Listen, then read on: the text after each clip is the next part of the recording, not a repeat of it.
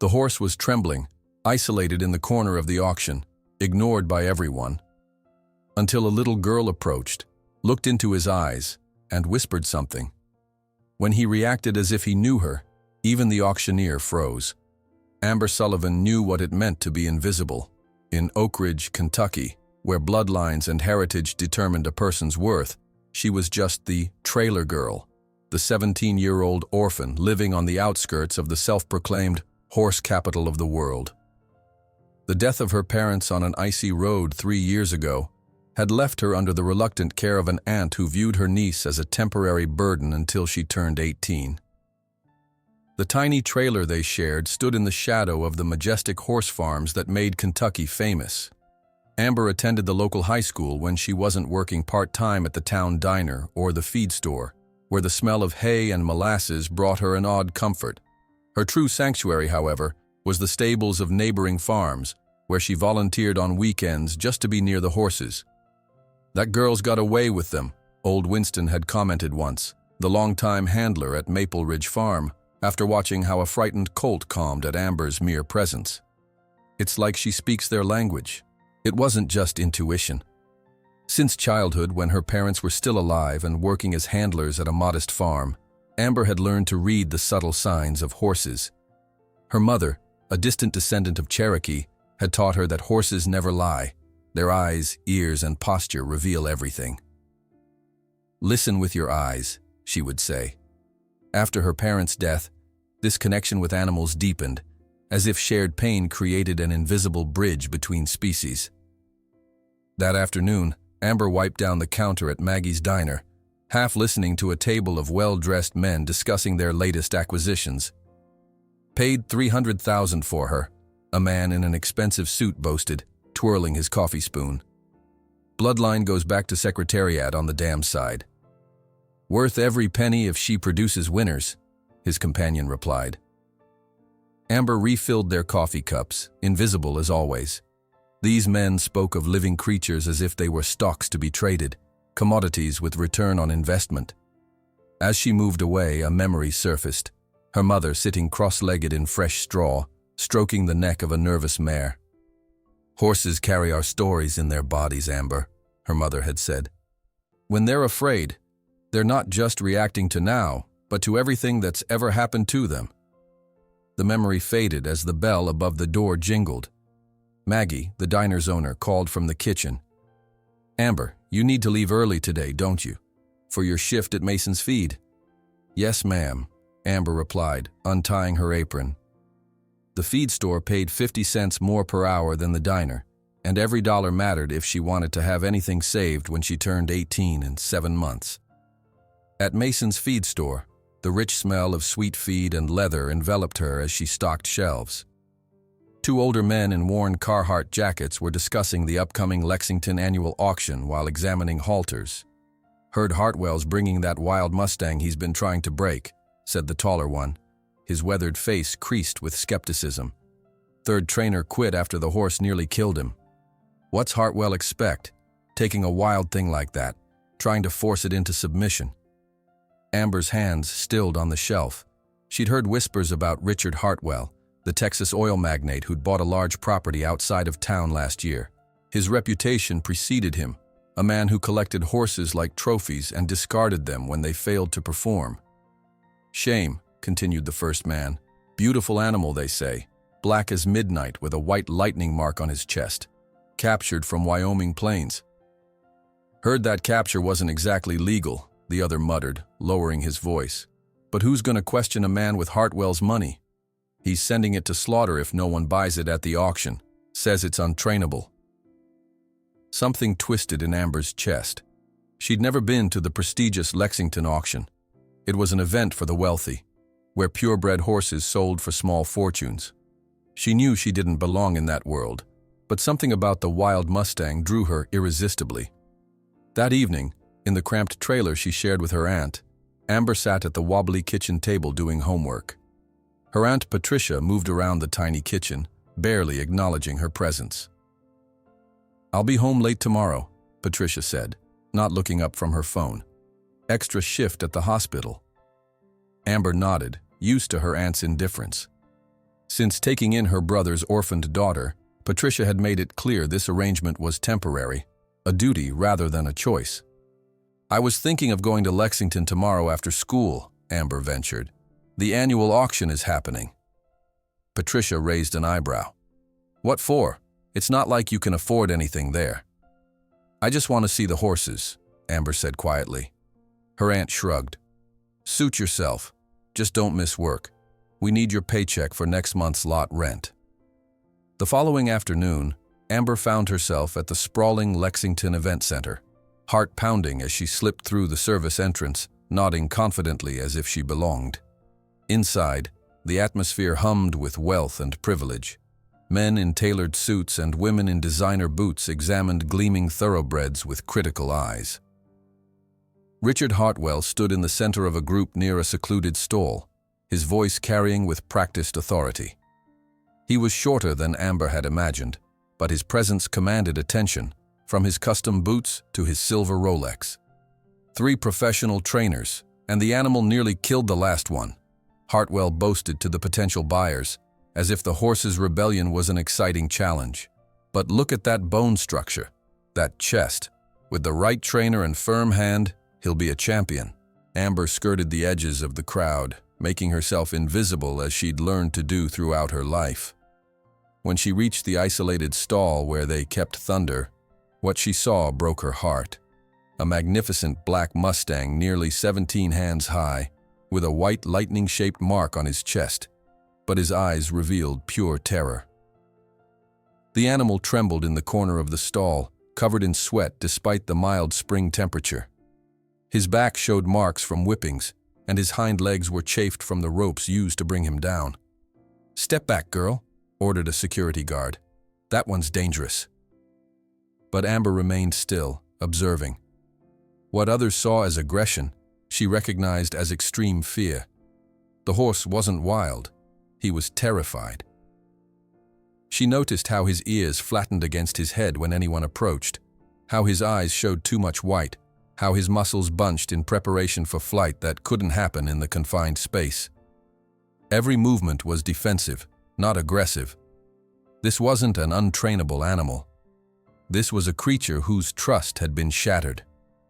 As the afternoon progressed, Amber stayed near Thunder's stall, watching the proceedings from a distance. When the auctioneer announced Thunder as a special lot to close the day, Hartwell made his pompous speech about the challenge for real horsemen. Several people laughed when the Mustang reared violently, driving back the handlers. "We'll start the bidding at $20,000 for this unique specimen," announced the auctioneer, while 2 men forced the animal to the center of the ring. What happened next silenced the entire pavilion. Amber, driven by something beyond reason, slipped under the protective railing and entered the ring. The security guards froze, surprised by the audacity of the skinny teenager in faded jeans and worn boots.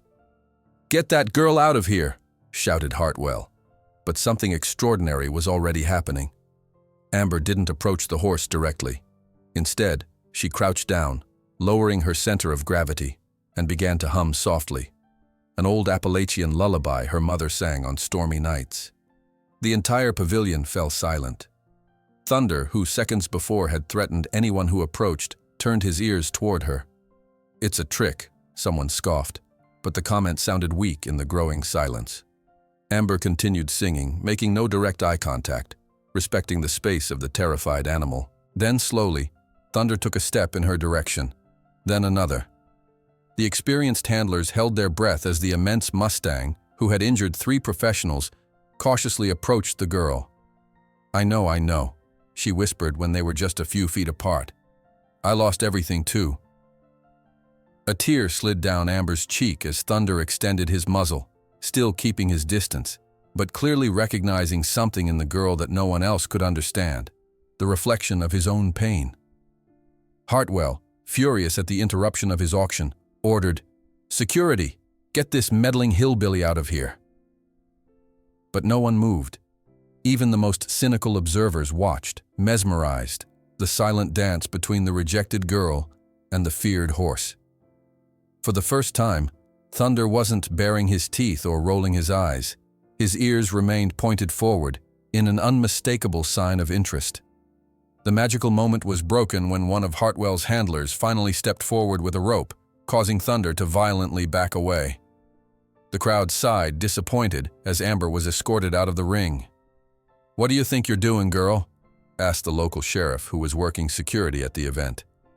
"He's not wild," Amber replied, with surprising firmness in her soft voice. "He's broken inside. Like me." Sheriff Donovan's weathered face softened slightly.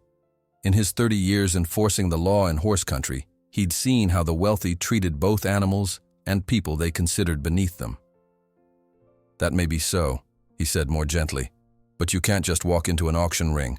Mr. Hartwell could press charges for interfering with his property." "Property," Amber repeated, the word bitter in her mouth. "Is that all he is?" The sheriff had no answer for that. He escorted her to the exit, his hand light on her elbow. "Go home, Miss Sullivan. This isn't your world." But as they reached the door, something happened that made everyone in the vicinity turn. Thunder let out a sound, not the aggressive neighs he'd been making all day, but a long, almost melodic call. Different, distinctive. The sheriff paused, looking back at the ring where handlers were struggling to control the Mustang again.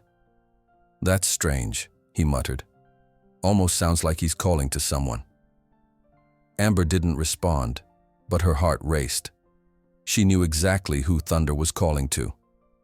In that moment, something unbreakable had formed between them, a recognition that transcended words or rational explanation.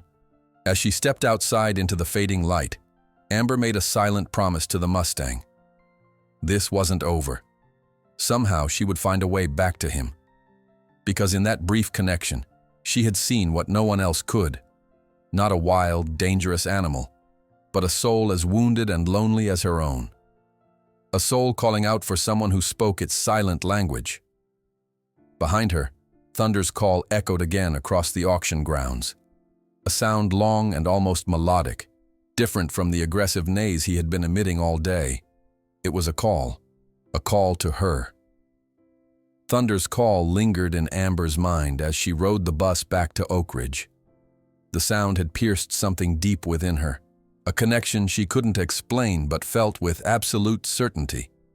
She stared out the window at the passing Kentucky landscape, fields giving way to modest homes, and eventually to the trailer park she called home.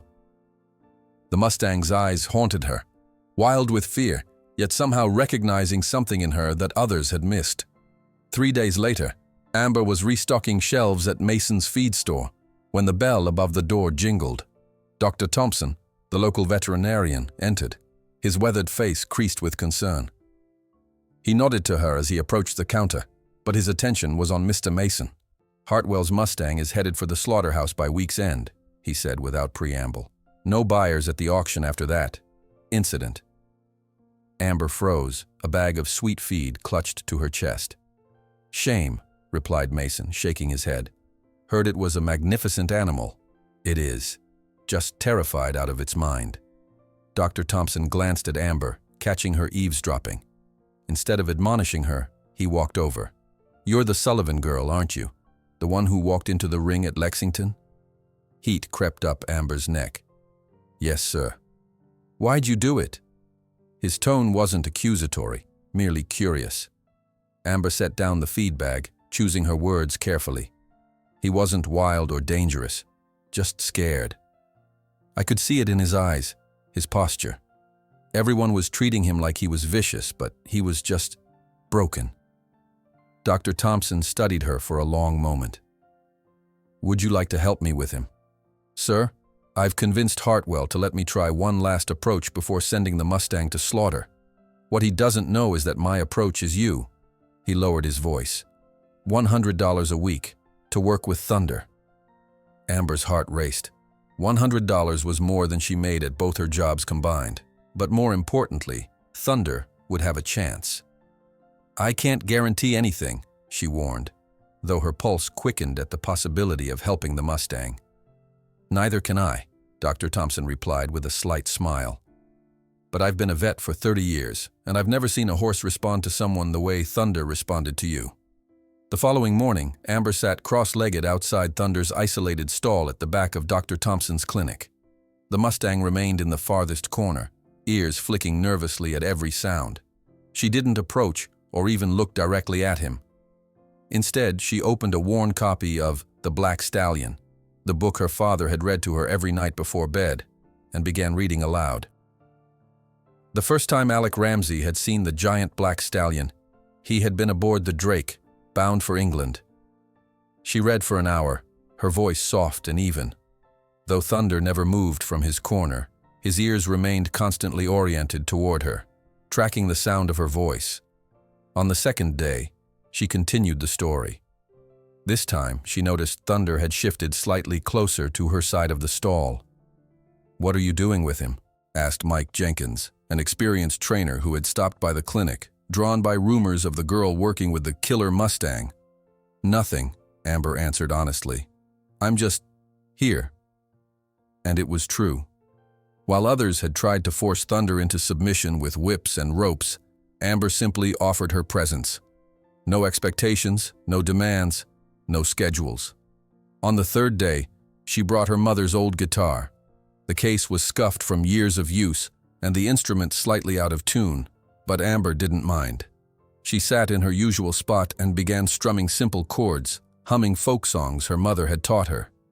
When she finished each song, Thunder made a soft nickering sound, something Dr. Thompson said he'd never heard from the Mustang before. "It's working," the veterinarian whispered, observing from a distance. "Whatever you're doing, it's working." By the end of the first week, Amber began bringing a sliced apple, placing pieces gradually closer to herself. She never forced Thunder to approach, simply creating an opportunity for him to choose.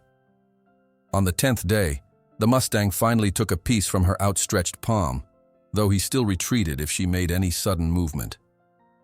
Dr. Thompson documented everything meticulously, taking photographs and notes. "Never seen anything like this in 40 years of veterinary medicine," he confided to Frank Miller, the local farrier who had stopped by out of curiosity. Soon, small groups of onlookers began appearing at the back of the clinic, quietly observing the girl who whispered to the wild horse. Word spread through Oak Ridge. The story of the trailer park orphan and the condemned Mustang resonated in a community where horses were the center of everything.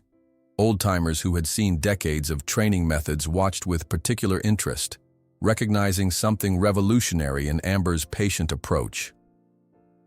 At the beginning of the third week, Richard Hartwell appeared unannounced at the clinic, his custom boots crunching on the gravel driveway as he strode toward Thunder's stall. He found Amber simply sitting on the ground inside the stall, several feet away from Thunder, who now allowed her presence in the same space. "Where's the progress?" he demanded, his voice causing Thunder to flinch and retreat to the corner. "I'm paying for results, not meditation sessions." Dr. Thompson, who had hurried over at the sound of Hartwell's voice, stepped between the man and the stall door. "You're paying to clear your conscience about sending a magnificent animal to slaughter," he replied firmly. "And this girl is making more progress in weeks than your specialists did in months." Hartwell's face flushed with anger.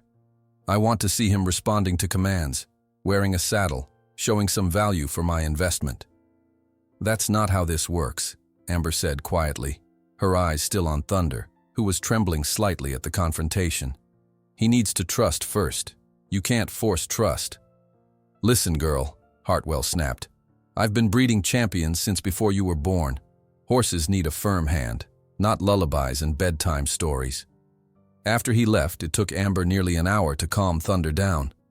The Mustang's breathing had become rapid and shallow at the sound of Hartwell's voice, a clear trauma response. She simply sat quietly, humming softly, until the horse's breathing returned to normal. In the afternoons after school, Amber began bringing her homework to do in the stall, normalizing her presence. She talked about her day, about demanding teachers, about the aunt who rarely noticed her existence. Gradually, Thunder began to lie down while she was present, an extraordinary sign of trust for a traumatized horse. "Today, Mrs. Peterson gave us this impossible algebra problem," she told him while working through her math homework. "I think she enjoys watching us struggle. Not you, though. You'd probably solve it just to spite her." Thunder huffed softly, almost like a laugh. The Louisville Courier-Journal caught wind of the story. A reporter appeared at the clinic one afternoon, photographing Amber sitting peacefully beside the imposing black Mustang. The headline the following day read, "Beauty and the Equine Beast," a story about a girl connecting with the untamable horse. The article irritated Hartwell, who wasn't mentioned as the brilliant owner of the horse, but as the man who had given up on him. The first major setback came when one of Hartwell's handlers entered the stall abruptly with a halter. "Time to see if all this hippie stuff has made any difference," he announced, approaching quickly with the leather straps. Thunder panicked, rearing dangerously. Amber barely managed to dodge his flailing hooves as she put herself between the handler and the frightened horse. "He's not ready," she insisted, her voice firm despite her racing heart. "He'll never be ready with your flower child methods," the handler scoffed. "Horses need a firm hand, not lullabies." It took 3 days to regain the ground they'd lost. Amber started over, just sitting outside the stall reading, then gradually moving closer again. Dr. Thompson was furious about the interruption, but powerless to ban Hartwell's employees completely.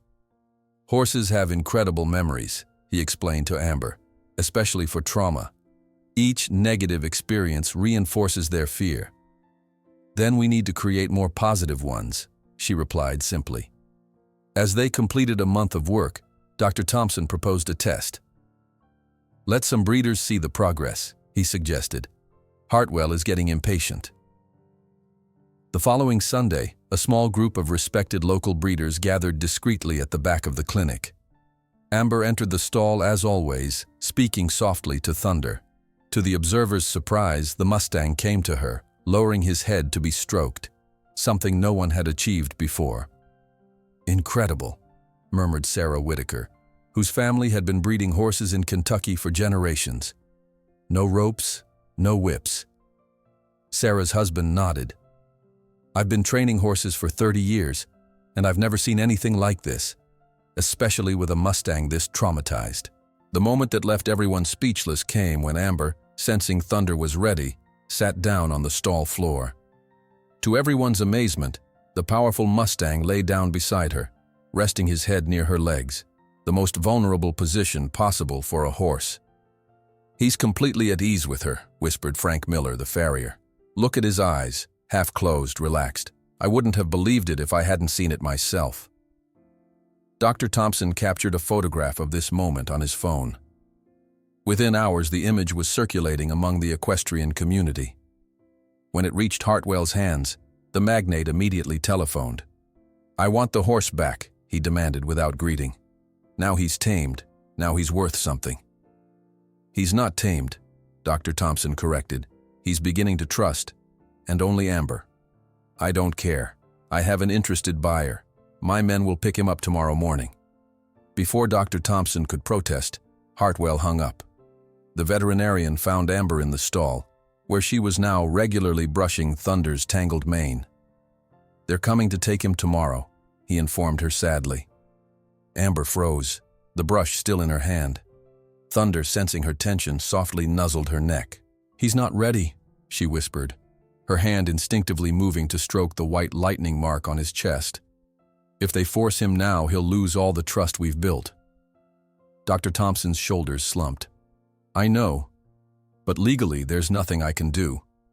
Thunder belongs to Hartwell." That evening, as twilight settled over the small town, Amber sat alone with Thunder in his stall. The Mustang stood close beside her, his massive body surprisingly gentle as he occasionally lowered his muzzle to her shoulder, a gesture of affection she'd never expected to receive. "I don't know what to do," she confessed, tears threatening. "He'll hurt you again, or sell you to someone who will." Thunder's ears flicked toward her voice, his dark eyes reflecting the soft lantern light. In just a month, he had transformed from a terrified, aggressive animal into this, a creature capable of trust, of connection. The thought of him returning to hands that would see only his monetary value broke something inside her. As night fell completely, Gerald Thompson, the veterinarian's teenage son, appeared at the stall door. He glanced around nervously before whispering, "Dad said you might need help. I have the keys to the old Wilkins Place trailer." Amber looked up, hope and fear battling within her. The Wilkins family had lost their farm in the economic crisis, but still owned a few acres of land with an abandoned barn. It was isolated, far from curious eyes.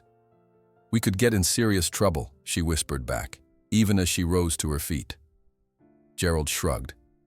Sometimes doing the right thing means breaking the rules. As Amber gathered Thunder's few belongings, the halter he now accepted from her hands, the brush she used on his coat, she made her decision.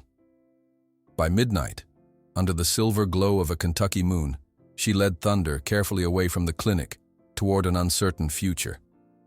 When Hartwell's men arrived the following morning, they found only an empty stall and a note pinned to the door. "He deserves a chance to be understood, not owned." The moon hung low over the Kentucky hills as Amber led Thunder away from the clinic. Her heart pounded against her ribs. Each step they took deeper into the night, feeling like both an escape and a plunge into uncertainty. Gerald Thompson walked ahead, occasionally glancing back to ensure they weren't being followed. The old Wilkins trailer had been unused for nearly 2 years, far enough from the main roads to provide sanctuary, but close enough to the small creek that ran through the property for water.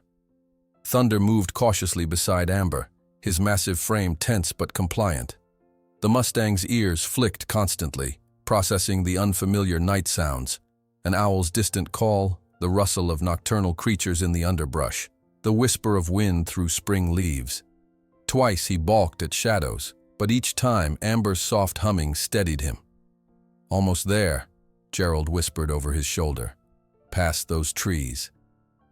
The abandoned barn materialized from the darkness, its weathered silhouette a stark contrast against the star-strewn sky. Thunder hesitated at the threshold, nostrils flaring as he sampled the scents of old hay, dust, and disuse. "It's okay," Amber murmured, standing still rather than pulling on the lead rope. "We'll go in together when you're ready." After a long moment, the Mustang stepped forward, following her into what would become their hiding place. Gerald helped Amber settle Thunder in, bringing in fresh water and the small amount of feed they'd managed to carry. "Dad will cover for you as long as he can," Gerald said, handing Amber a flashlight and a thin blanket. "I'll bring more supplies tomorrow night." When he left, Amber sat on a bale of old hay, the enormity of what she'd done finally hitting her. She'd stolen a horse, not just any horse, but one worth tens of thousands of dollars. She was 17 with no money, no resources, and nowhere to go once this hideout was discovered. And yet, watching Thunder gradually explore the confines of his new shelter, his movements no longer constrained by the clinic's small stall, she couldn't bring herself to regret her decision. "We'll figure this out," she told him, unsure if she was reassuring the horse or herself. The first pink streaks of dawn were just beginning to lighten the sky when Amber finally dozed off, exhaustion overcoming anxiety. She woke hours later to the sound of distant vehicles and angry voices. Through a crack in the barn wall, she watched Hartwell's black Escalade pull up to the veterinary clinic across the meadow, followed by 2 pickup trucks.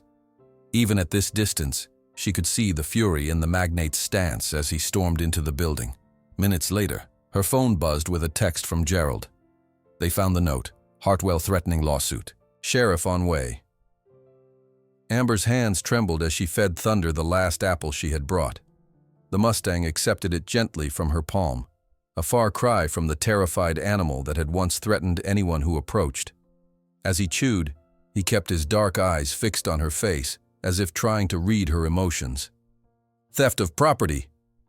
Hartwell's voice boomed across the veterinary clinic's office, loud enough that Sheriff Donovan winced slightly.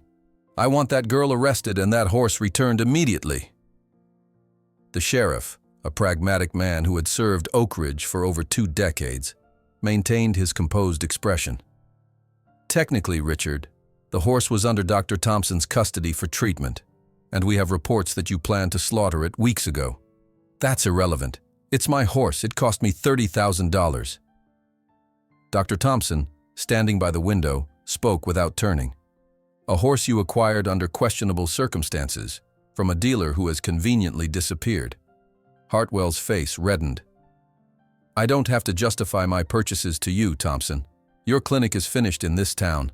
No one crosses me without consequences. Sheriff Donovan held up a hand. Let's keep this civil. We'll find the girl and the horse, but I need to establish the facts before determining if charges are warranted.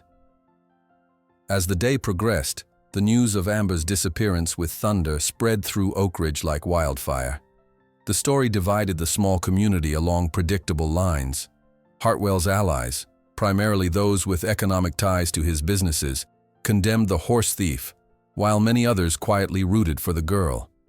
The old-timers who had witnessed decades of training methods, some humane and others brutal, understood perfectly why she had fled with the animal. At the trailer park, Patricia Sullivan slammed down the phone after a terse conversation with the sheriff's office. Her niece's face was now plastered across the local news, described as a person of interest in the theft of a valuable horse. Neighbors were already talking, some with disapproving clucks, others with barely concealed admiration. When Amber's phone rang and she saw her aunt's number, she almost didn't answer. Finally, on the fourth ring, she steeled herself and picked up. "How dare you?" Patricia's voice crackled through the speaker. "The sheriff just left here. Do you have any idea the shame you've brought on us?" "I couldn't let them take him," Amber replied, her voice quiet but firm. "They were going to hurt him again." "It's a horse, Amber, an animal, and now you've ruined whatever chance you had at a normal life. Don't come back to this trailer until you've fixed this mess." The call ended abruptly, leaving Amber staring at the phone. She had expected anger, but the finality in her aunt's voice still stung. With nowhere else to go, the barn had just become more than a temporary hiding place. By afternoon, Amber's school had called to inform her that she was temporarily suspended pending resolution of the legal situation. One by one, the thin threads connecting her to normal teenage life were snapping. She sat in the hay beside Thunder, sharing a meager lunch of crackers and an apple she'd saved from the previous day. "We're both outcasts now," she told the Mustang, who stood nearby, occasionally lowering his head to nuzzle her shoulder. As dusk approached, a soft knock on the barn door startled both of them. Thunder immediately positioned himself between Amber and the potential threat, his posture alert but not aggressive. When she cautiously opened the door, she found Sarah Whitaker standing there with 2 canvas bags. "May I come in?" the older woman asked, her eyes taking in the scene: the teenage girl, the protective Mustang, the makeshift living arrangement. Sarah Whitaker was Oak Ridge horse royalty. Her family had bred champions for generations, their breeding operation respected nationwide. Her presence at the abandoned Wilkins property was the last thing Amber had expected. "I brought food," Sarah continued when Amber remained speechless, "and some supplies for both of you." "Why would you help me?" Amber finally asked, stepping aside to let the woman enter. "I'm a horse thief, according to the news." Sarah set down the bags and turned to face Amber directly. "I was there that day at the clinic, remember? I saw what you accomplished with Thunder. What Hartwell plans to do with him isn't training. It's breaking his spirit for profit." Over the next hour, Sarah revealed that she had organized a small network of support. Several respected members of the equestrian community, disturbed by Hartwell's methods and moved by Thunder's transformation, had agreed to help keep Amber and the Mustang hidden. "People are intentionally giving false leads to the sheriff," Sarah explained, unpacking sandwiches, bottled water, and a bag of carrots for Thunder. "The Johnsons swore they saw you heading toward Louisville. The Mendozas suggested you might be hiding at the old Campbell property. Won't you get in trouble for helping me?" Sarah's smile was tight but determined. "Probably. But this isn't just about you, Amber. It's about what you represent. Decades of equestrian tradition are being challenged by a girl who chose patience over force. Some of us have been waiting a long time for this conversation to happen publicly." Later that night, as Amber settled into the sleeping bag Sarah had brought, she felt a strange mixture of fear and hope. She was still technically a fugitive, but no longer alone in her stand against Hartwell's cruelty. The following days established a precarious routine. Gerald would bring news from town along with supplies after dark. Sarah or one of her trusted allies would check in during daylight hours, always careful to vary their vehicles and arrival times to avoid establishing a pattern that might be noticed. Meanwhile, Amber continued her work with Thunder. The barn, despite its dilapidated state, offered more space than the clinic stall. Each day she would lead the Mustang in slow circles, gradually introducing him to the lightweight halter Sarah had brought, not to control him, but to accustom him to human touch and guidance. "See?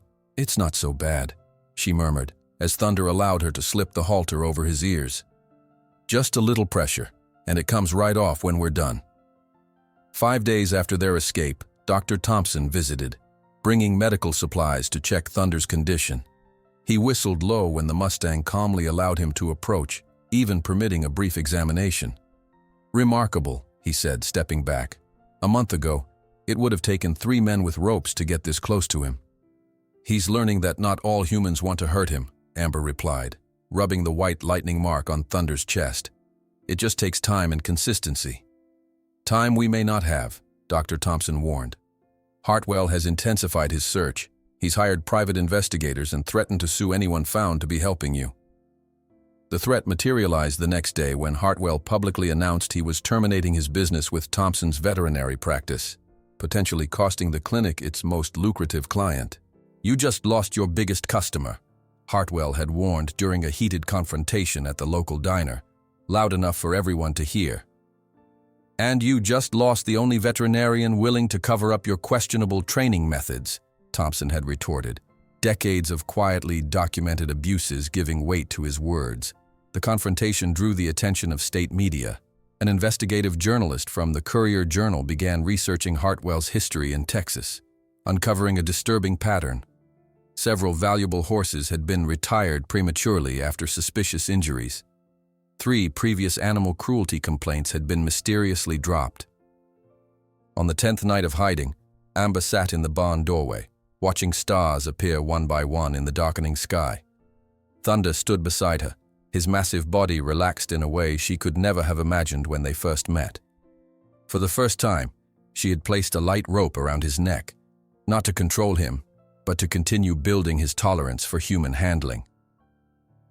"I'm scared," she confessed to the horse in the privacy of twilight. "But I don't regret it." Thunder lowered his head, resting his muzzle against her shoulder in what felt remarkably like comfort.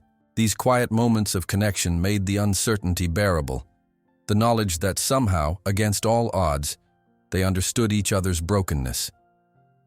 The peace was shattered the next morning by the sound of vehicles approaching. Amber peered through the barn slats, her heart sinking as she recognized one of the trucks. It belonged to Hartwell. 3 vehicles were parking on the overgrown driveway: Hartwell's personal truck, another belonging to his ranch hands, and the sheriff's cruiser. "Found her," announced a male voice. The smoke from her little campfire gave it away. Amber trembled, clutching Thunder's makeshift halter. The Mustang, sensing her fear, remained strangely calm, as if ready to protect her. She briefly considered running out the back, but where would they go? How far could they get before being caught? The barn door swung open with violent force. Hartwell entered, followed by 2 muscular men and Sheriff Donovan, who appeared uncomfortable with the situation. "There's my property," declared Hartwell, pointing at Thunder. "And the thief." "I'm not a thief," Amber responded, her voice firm despite her fear. "I was protecting him." "Sheriff, do your duty," Hartwell commanded. Sheriff Donovan took a step forward but stopped, observing something extraordinary. Thunder, the horse that had supposedly attacked 3 professional trainers, positioned himself protectively between Amber and the men, showing no aggression but clear determination. "If you come closer, he'll get frightened," Amber warned. "Everything we've built will be lost." "Listen, girl," Hartwell advanced angrily. "You have no idea who you're dealing with. I can destroy your miserable life with one phone call." At that moment, the sound of more vehicles arriving broke the tension. Sarah Whitaker emerged from her SUV, accompanied by Dr. Thompson and Frank Miller, the farrier. Behind them, a van with the WLKY logo, a CBS affiliate from Louisville, pulled up. "We heard you found them," said Sarah, entering the barn with calm authority. "We came to ensure everything is handled properly." The WLKY reporter, Kate Simmons, approached with a cameraman. "Mr. Hartwell, could you comment on the allegations that this Mustang was illegally captured from a protected reserve in Wyoming?" Hartwell's face blanched as if he'd been slapped. The composed confidence that money and power had cultivated over decades cracked visibly as the reporter's question hung in the air. The cameraman's red light blinked steadily, capturing every nuance of his reaction. "Who said that?" Hartwell finally managed, his voice unnaturally high. "That's defamation." Dr. Thompson stepped forward, holding a manila folder. "Complete documentation. This Mustang's identifier matches a registry from the Cloud Peak Wild Horse Reserve. The capture was illegal, and I have witnesses." Sheriff Donovan, now visibly troubled, turned to Hartwell. "If this is true, Richard, the horse doesn't legally belong to you." "This is absurd." Hartwell's face reddened again, veins protruding from his neck. "I purchased him legitimately from a reputable supplier, who conveniently disappeared after the sale," Dr. Thompson finished. "I've already contacted the Department of Interior. They're extremely interested." The cameraman shifted position, capturing Thunder's protective stance near Amber. The Mustang's ears remained alert but not flattened, his body tense but controlled, a far cry from the terrified, aggressive animal from the auction. Hartwell, sensing the narrative slipping from his control, abruptly changed tactics. "I can resolve this." He turned to Amber with a forced smile that didn't reach his eyes. "How much do you want for the girl to stop interfering? 5,000? 10,000?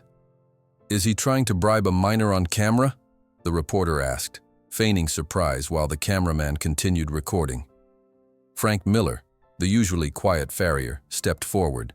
His weathered face carried decades of sun exposure and the quiet dignity of a craftsman. "Mr. Hartwell, do you remember me? I worked at your farm in Texas 15 years ago. You fired me when I questioned your training methods." The color drained from Hartwell's face once more.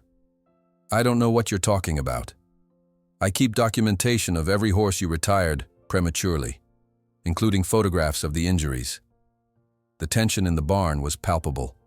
Thunder shifted slightly, moving closer to Amber as if sensing her need for protection. His eyes remained fixed on Hartwell, recognizing the source of past pain. Sheriff Donovan, taking in the escalating situation, made his choice. "Richard, I think we'd better resolve this at the station. We have many questions to clarify."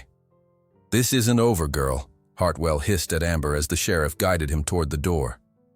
As he turned to leave, Thunder let out a neigh, not aggressive but almost like a challenge. For the first time since Amber had met him, the Mustang stood completely erect, without fear, his eyes fixed on the man who had mistreated him.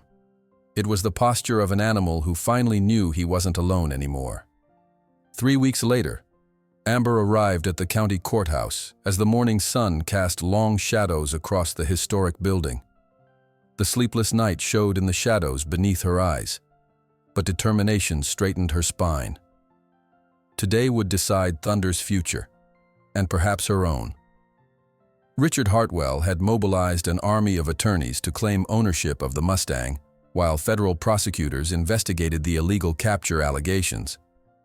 As a temporary measure, Thunder remained in custody at a local sanctuary for rescued horses, where Amber was permitted daily visits. The courtroom filled quickly. Amber was stunned by the turnout, not just reporters and curious onlookers, but seemingly half of Oak Ridge.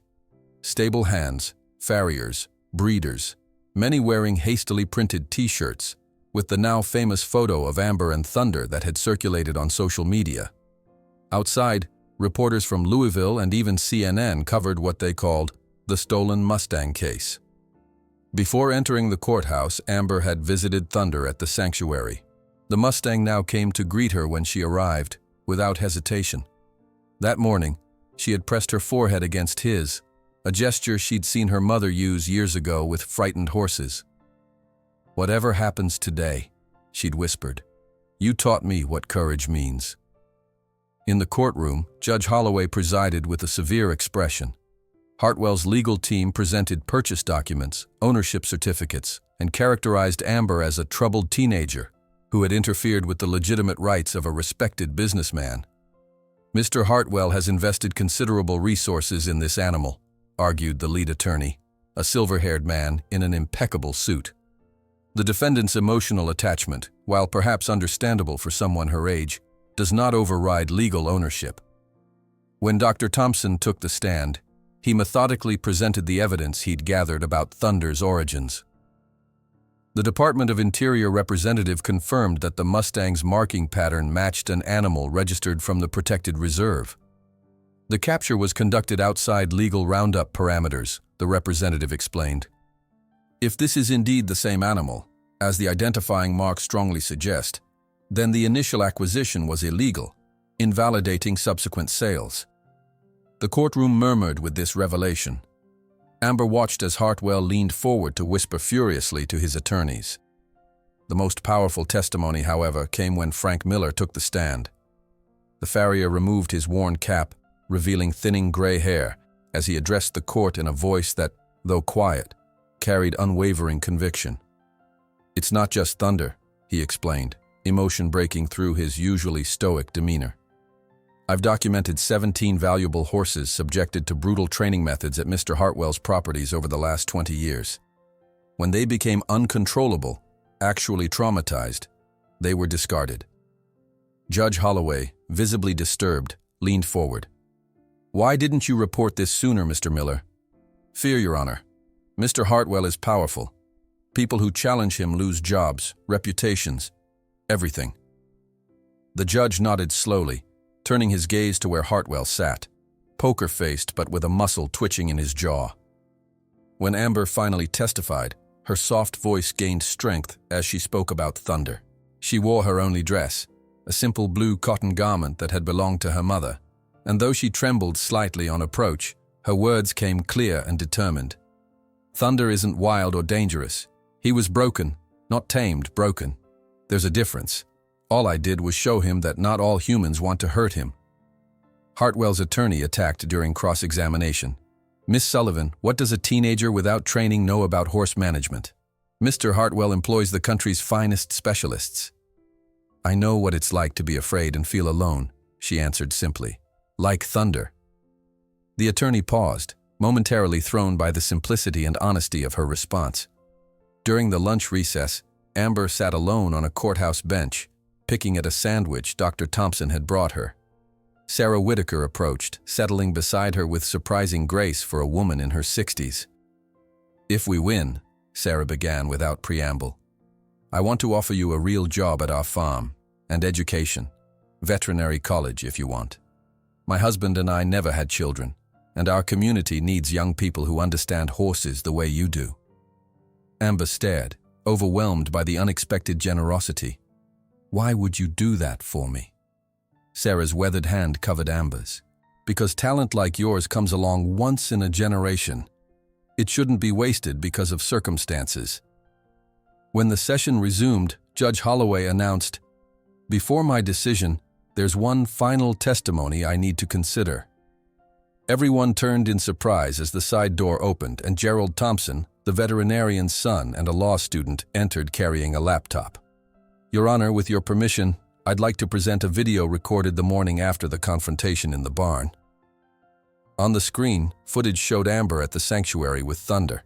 Unaware she was being recorded, she simply sat on the grass, and the immense Mustang lay down beside her, placing his head in her lap, a gesture of absolute trust that silenced even Hartwell's attorneys.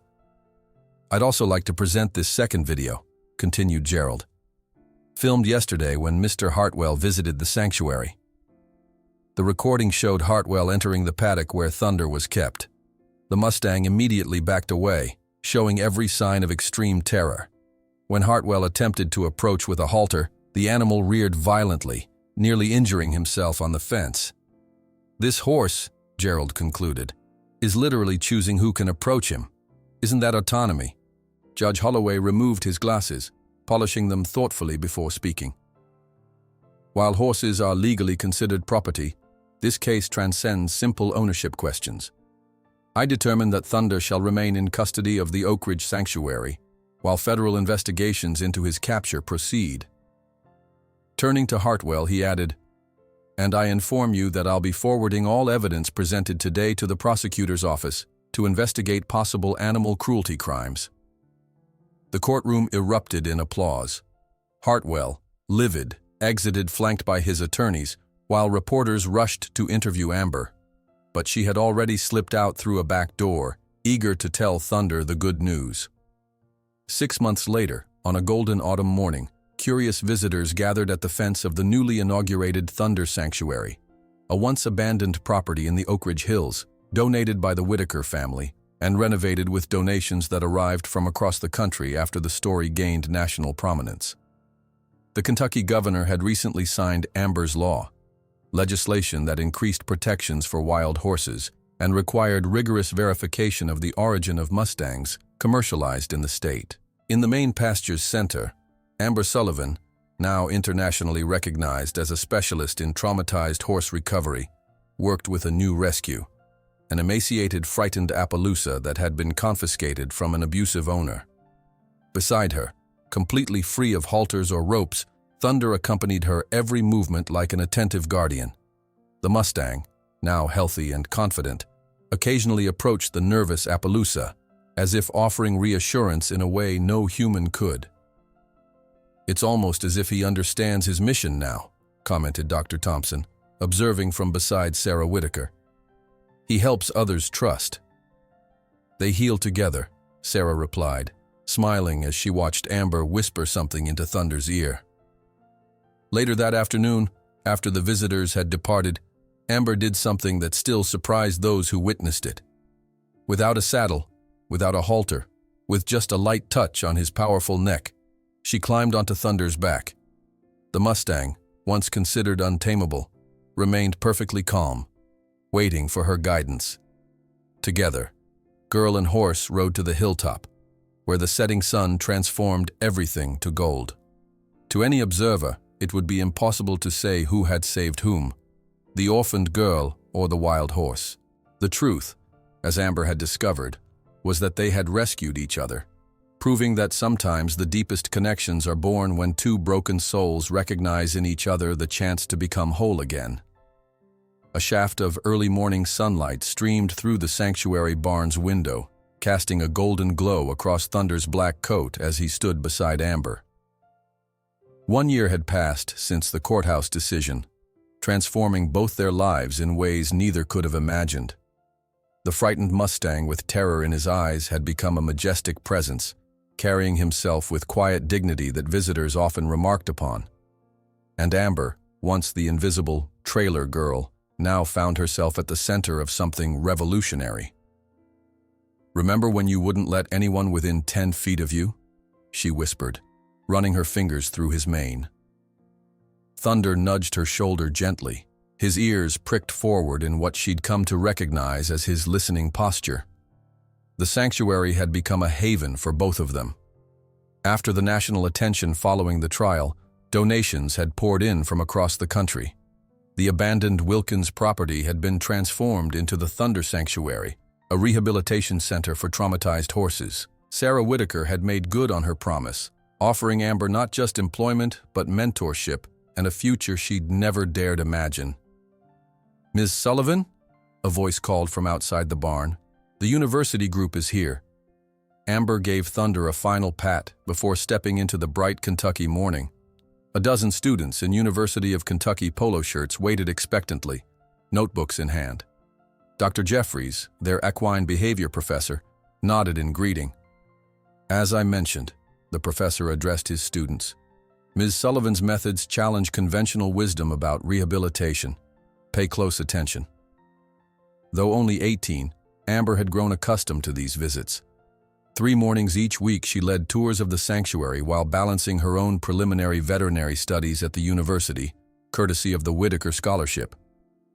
"The most important thing to understand," Amber began as they walked toward the first paddock, "is that horses don't separate physical and emotional trauma. A horse that's been whipped doesn't just fear the whip. It fears the human holding it, the smell of the barn where it happened, even the time of day when training usually occurred." The students scribbled notes as they approached a thin chestnut mare with a badly healed scar across her flank. "This is Marigold," Amber explained. "She was found abandoned, likely because her previous owner couldn't sell her after this injury. When she arrived, she attacked anyone who approached her left side." "How did you counter the aggression?" a student asked. "We didn't counter it. We honored it. Amber demonstrated by standing at a respectful distance. Her aggression wasn't the problem, it was her solution to feeling threatened. Instead of punishing her defensive behavior, we changed what she needed to defend against. From a hidden observation point nearby, Dr. Melissa Chen watched intently, making notes on her tablet. The respected equine behavior researcher from Cornell had arrived yesterday, ostensibly to observe the sanctuary's methods, though Amber suspected there was more to her visit than academic interest. As if reading her thoughts, Thunder appeared at the paddock fence, his attention fixed on the researcher. Since his rehabilitation, he had developed an uncanny habit of appearing whenever Amber encountered someone new or potentially challenging. The students gasped slightly at the Mustang's imposing presence. "And this, of course, is Thunder," Amber said with a smile. "Our sanctuary's namesake and unofficial security detail." Dr. Chen approached the fence cautiously. "Remarkable boundary awareness," she commented. "He's observing but not interfering." "He does this with all our new rescues too," Amber explained. "Especially the most traumatized ones. It's like he remembers his own recovery and wants to facilitate theirs." As the tour continued, Thunder followed at a distance, occasionally approaching certain horses as if checking on them. The students watched in fascination as a recently arrived Appaloosa, still skittish around humans, readily accepted Thunder's presence. Later that afternoon, Amber sat in the university library, struggling to focus on her biology textbook. Around her, students from wealthy horse-breeding families discussed weekend plans at country clubs she'd only seen from a distance. Though her scholarship had opened doors to this world, she still felt the invisible barrier between herself and classmates who had never worried about electricity bills or worked double shifts to afford second-hand boots. "Sullivan, right?" A preppy-looking girl in designer clothes stopped at her table. "You're the horse whisperer girl from the news last year." Amber nodded, bracing for the usual curious questions or thinly veiled condescension. "Professor Winters says your paper on trauma responses in rescued equines was the best in class," the girl continued, surprising Amber. "I'm Madison. I'm struggling with the comparative analysis section. Would you consider tutoring me?" The interaction left Amber thoughtful as she drove back to the sanctuary that evening. Perhaps the barriers weren't as impenetrable as they seemed. Her thoughts scattered as she noticed dark clouds gathering on the horizon, the air heavy with impending rain. Sarah Whitaker met her at the main barn, concern etched on her weathered face. "Weather Service upgraded the warning to severe thunderstorm. We need to secure everything before it hits." The next hour passed in a blur of activity as they prepared the sanctuary for the coming storm. Thunder watched from his preferred paddock, unusually agitated as lightning flickered in the distance. Unlike most horses who panicked during storms, he seemed more concerned with the other rescues, moving along the fence line as if checking on them. "Something's wrong with Hope," called one of the sanctuary workers, pointing toward the pregnant mare they'd rescued a month earlier from an abandoned property. The dappled gray horse was pacing in her stall, sides heaving unnaturally. Amber rushed over, alarm growing as she recognized the signs. "She's going into labor." "That's weeks early," Sarah said, immediately reaching for her phone. "I'll call Dr. Thompson." Hope had arrived malnourished and abused, her pregnancy discovered during her initial examination. The staff had been carefully monitoring her, building her strength for a birth still supposedly weeks away. "The barometric pressure change must have triggered it," Amber said, quickly gathering clean towels. "Premature foaling is dangerous, especially with her condition." Sarah returned, her expression grim. "Thompson's stuck on the highway, tree down across the road. Says he's at least an hour out, maybe more." "We can't wait that long," Amber replied, eyeing Hope's increasing distress. "The foal could die." Just as Sarah began relaying Dr. Thompson's emergency instructions, a tremendous crack of lightning struck nearby. The lights flickered once, twice, then plunged the barn into darkness. The backup generator should have kicked in immediately, but remained silent. "Phone line's dead too," Sarah announced after trying to call back. "Storm must have taken out the power lines." In the sudden darkness, lit only by their emergency lanterns, Hope's panicked whinnies grew more distressed. Amber felt cold fear grip her chest.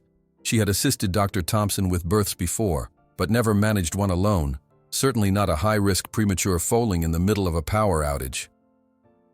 "I'll try to reach town for help," Sarah decided, grabbing her truck keys. The main road might still be passable. Left alone with the laboring mare, Amber fought rising panic. Her textbook knowledge seemed woefully inadequate faced with the reality of Hope's suffering. The mare's eyes rolled white with fear as another contraction seized her.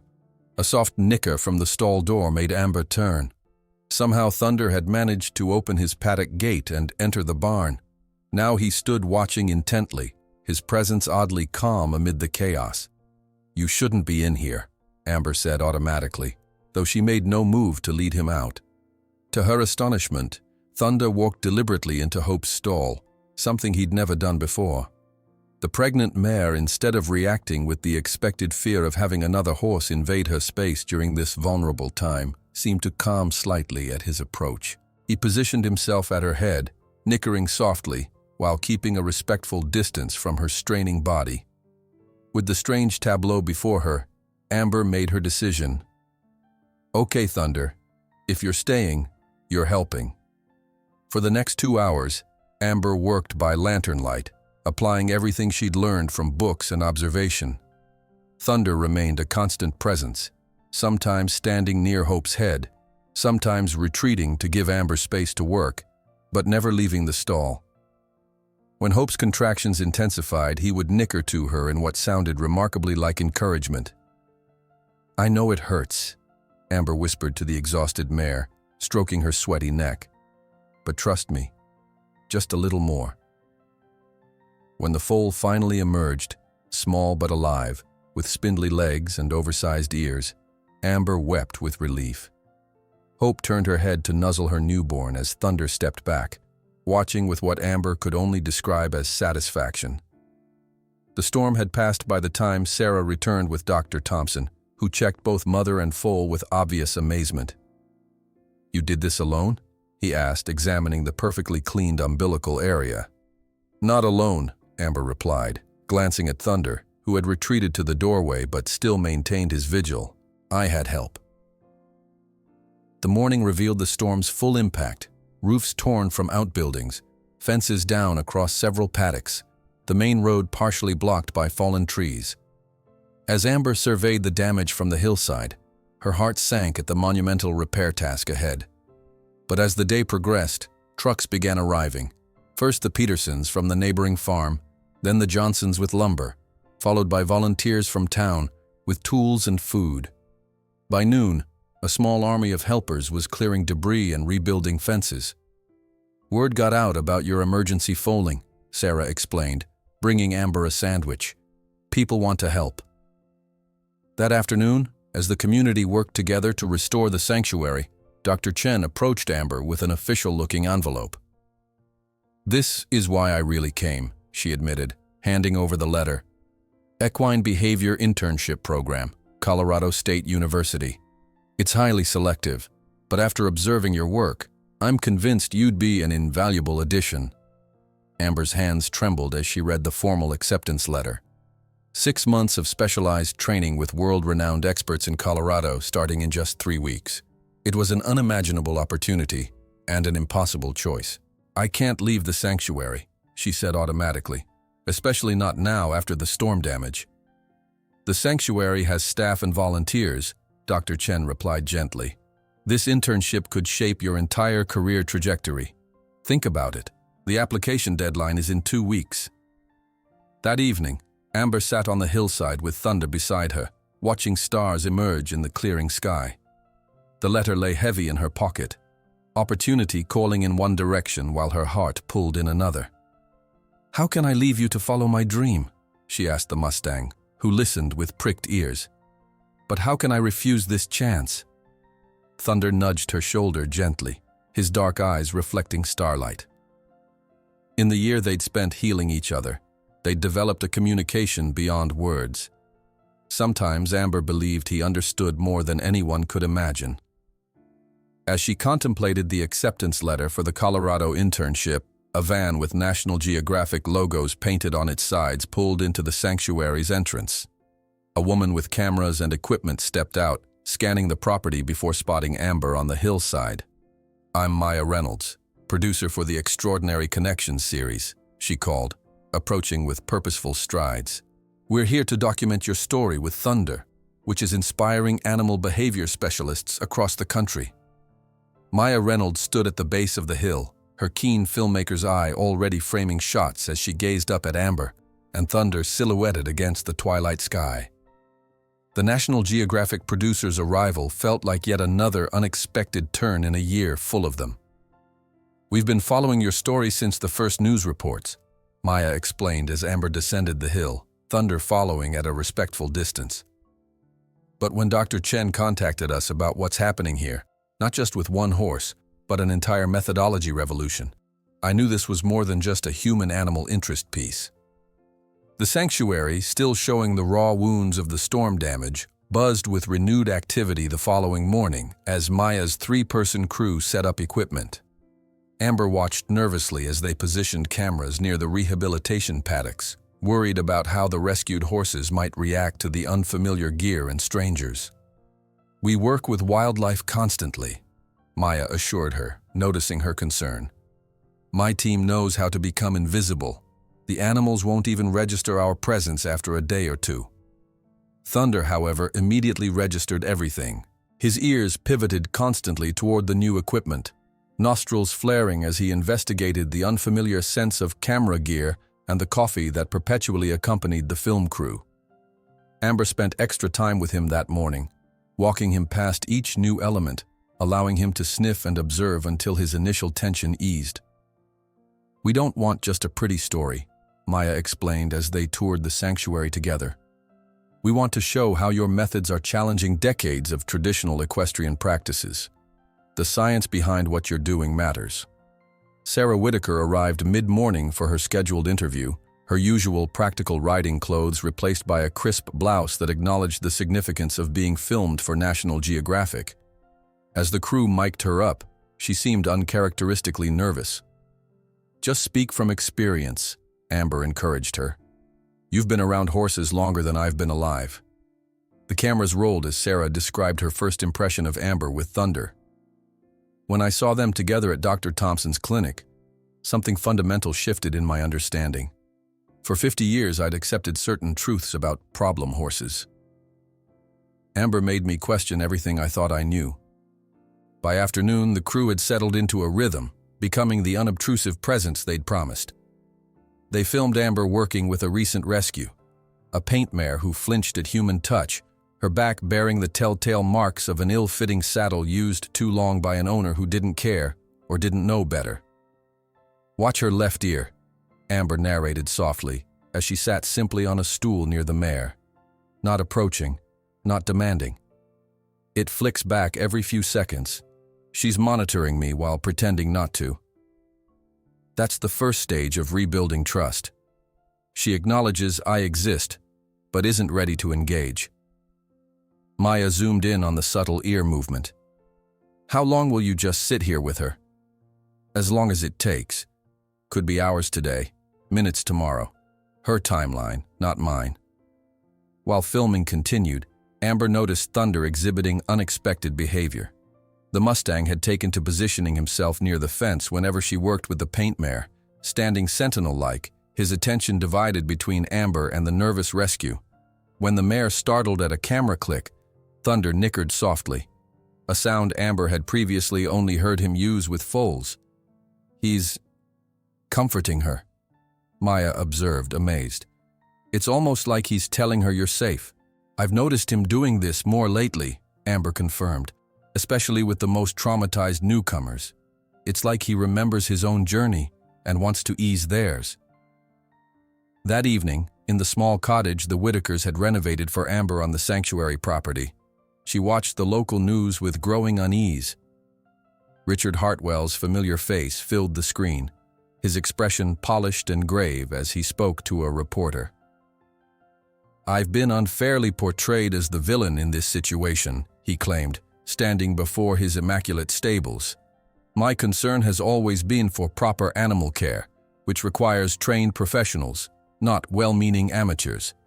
The segment cut to footage of Hartwell visiting a children's therapeutic riding program, patting ponies and smiling benevolently at disabled children. My family has supported ethical equestrian programs for generations. Anyone who knows me understands my genuine commitment to animal welfare. Frank Miller burst through Amber's door without knocking, pointing furiously at the television.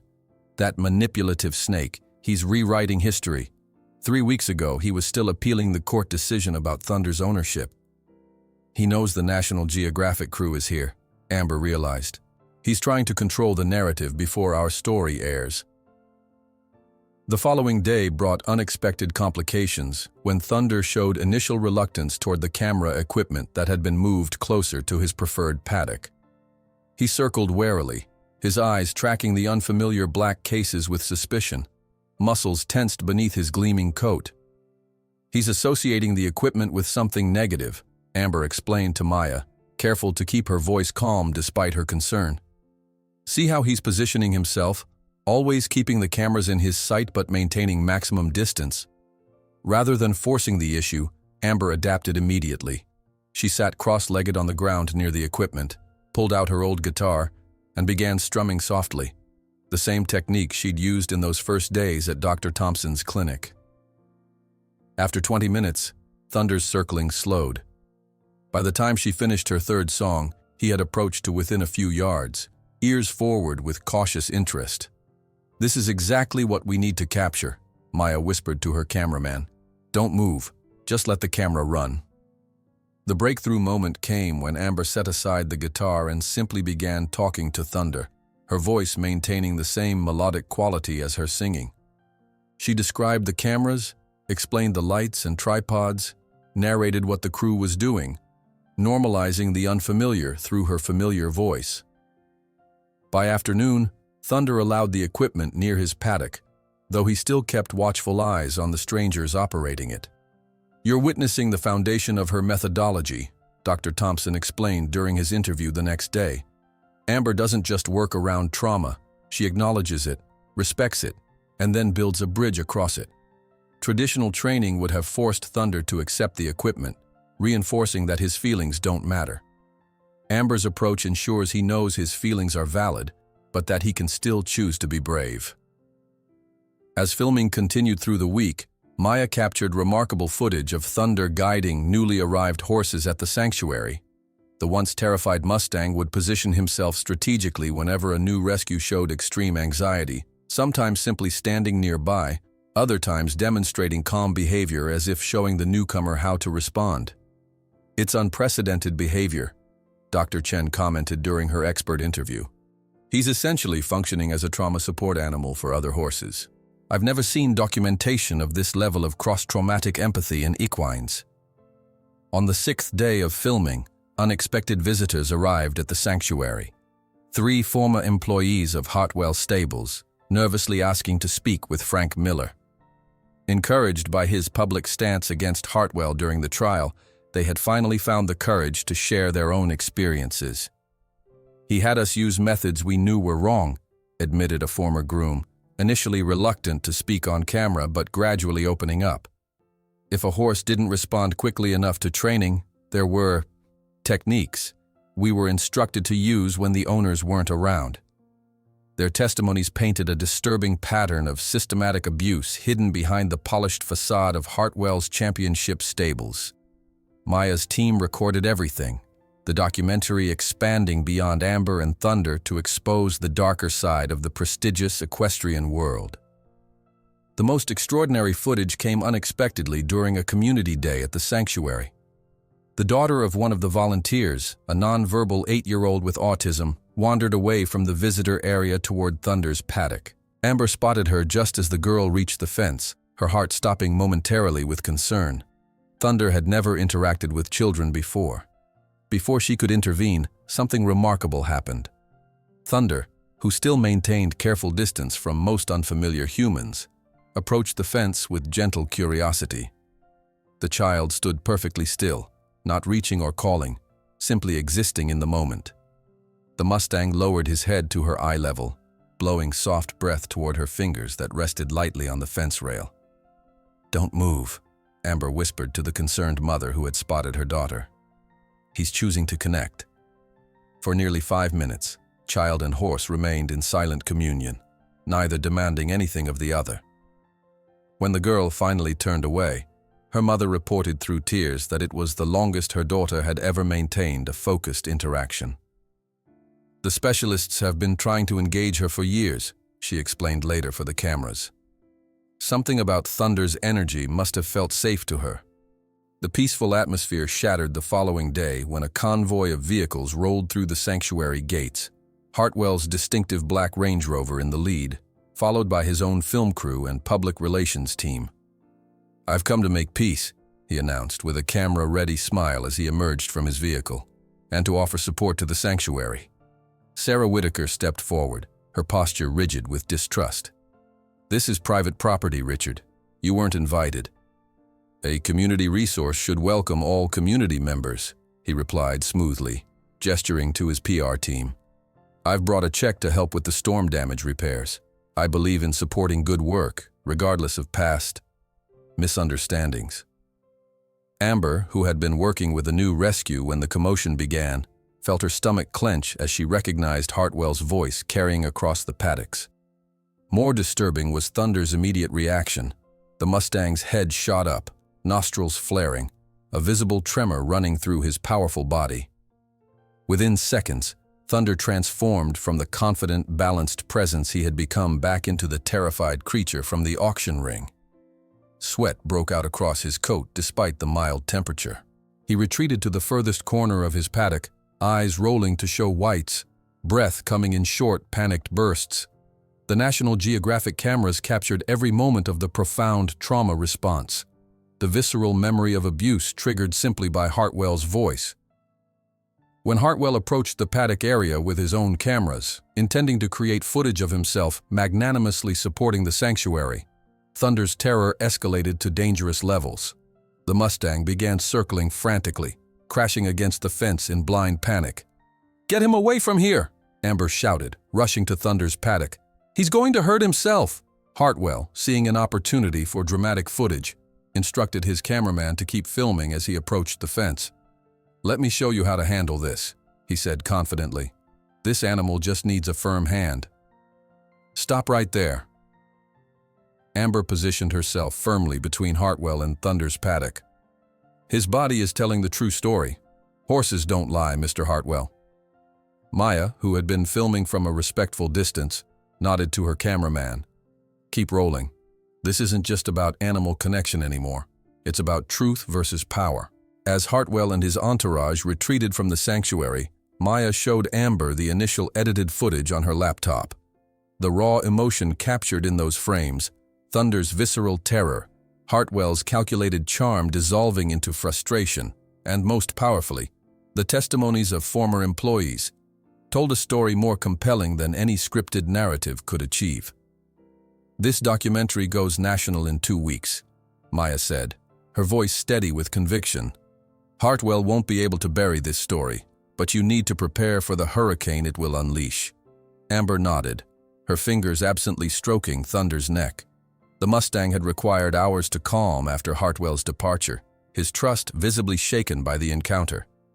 Even now, a subtle tremor occasionally rippled beneath his gleaming coat, echoes of trauma freshly awakened. "We'll face it together," she whispered, more to Thunder than to Maya. The following days passed in a blur of final interviews and establishing shots. Maya's team worked tirelessly to assemble the documentary while Amber focused on restoring Thunder's sense of security. Each morning, she'd sit with him in the pre-dawn stillness, not touching, not demanding, simply sharing space until his breathing synchronized with hers. 2 weeks later, Whispers of the Heart, Thunder's Secret Language, premiered on National Geographic's primetime slot. Amber sat cross-legged on her cottage floor, surrounded by Sarah, Dr. Thompson, Frank, and other sanctuary staff, her heart hammering as the opening credits rolled across the screen. The documentary was beautiful, sensitively crafted yet unflinching in its portrayal of both Thunder's journey and the systemic issues within the equestrian world. Maya had woven together Thunder's transformation with expert commentary, community perspectives, and the damning testimonies of Hartwell's former employees. The final sequence, Thunder's profound trauma response to Hartwell's voice, juxtaposed with footage of him gently connecting with the autistic child, provided a visual contrast so powerful that Sarah wiped tears from her weathered cheeks. "You did it, child," she whispered, squeezing Amber's hand as the credits rolled. "You showed the world what we've seen all along." The sanctuary's phone began ringing before the documentary had even finished airing on the West Coast. By morning, the simple answering machine had filled to capacity. Amber's personal email inbox exploded with messages, journalists requesting interviews, viewers sharing their own stories of animal connections, and equestrian organizations extending invitations to speak. "Good morning, Oak Ridge Today," chirped the local morning show host the following day. "We're joined by Amber Sullivan, whose extraordinary bond with a once wild Mustang is capturing hearts nationwide after last night's National Geographic special." Amber sat stiffly under the bright studio lights, her palms dampening the simple blue dress she'd borrowed from Sarah. When the host asked about her special technique, Amber stumbled through her response, awkward and self-conscious before the cameras. "I don't really have it's not exactly a technique," she faltered. But when the conversation turned to Thunder, something shifted. Amber's voice strengthened, her eyes brightened, and the passion behind her words transformed her from an uncomfortable teenager to a compelling advocate. "Thunder taught me that healing can't be forced or scheduled," she explained, leaning forward in her chair. "Every horse carries their story in their body. Our job isn't to erase that story, but to help write a better next chapter." By week's end, the documentary's impact had snowballed beyond anyone's expectations. The sanctuary's donation page crashed from traffic volume. Local news vans parked daily at the entrance. A children's book publisher reached out about a potential series based on Thunder's story. "You're a natural," Maya told Amber during a follow-up call. "The camera loves your authenticity. We've had more viewer response to this documentary than anything in our last 3 seasons." The attention brought unexpected moments of connection. One crisp autumn morning, a yellow school bus rumbled up the sanctuary drive, disgorging 24 elementary students for a planned educational visit. As Amber led them through the basic protocols for approaching rescue horses, a small girl with glasses too big for her face raised her hand. "Is it true that you understand the secret language of horses?" she asked, her voice barely above a whisper. Amber crouched to meet the child's eyes. "I don't think it's secret at all. Horses speak very clearly with their bodies, their eyes, their breath. We just need to learn how to listen." "Like when people don't use words?" the girl persisted. "Exactly like that," Amber replied, recognizing something familiar in the child's careful observation. "Sometimes the quietest creatures have the most important things to say." But fame's glow cast shadows as well. 3 days after the documentary aired, Richard Hartwell launched his counteroffensive, a carefully orchestrated interview with Business and Equestrian Monthly, presenting himself as a victim of selective editing and misrepresentation. The National Geographic piece was unfortunately one-sided, he claimed, seated in his immaculate office surrounded by trophies. They edited footage selectively to create a narrative that simply doesn't reflect reality. The magazine spread featured Hartwell with a panel of experts who questioned Amber's methods as scientifically unproven and potentially dangerous if misapplied by untrained individuals attempting to copy her approach. Frank slapped the magazine down on Amber's desk, his face flushed with anger. "He's trying to discredit you professionally before you've even started your career." Amber scanned the article, her stomach knotting. "These experts," he's quoted, "they've never even visited the sanctuary or observed our methods." "That's Hartwell's playbook," Sarah said grimly. "When facts aren't on his side, he manufactures credentials to support his version of reality." The pressure mounted as Hartwell's legal team delivered a cease and desist letter regarding certain claims made in the documentary, followed by thinly veiled threats of defamation lawsuits. Amber's email alternated between exciting opportunities, speaking invitations, research collaboration proposals, book offers, and alarming messages from Hartwell's supporters condemning her as a fraudulent horse thief, destroying a respected businessman's reputation. Don't let him get inside your head, Dr. Thompson advised, seeing the dark circles forming under Amber's eyes. That's his goal, to make you doubt yourself, to exhaust you with fear. But the constant tension was taking its toll. Amber began declining interviews, avoiding social media, and spending more time alone with Thunder in the far paddock where cameras and visitors rarely ventured.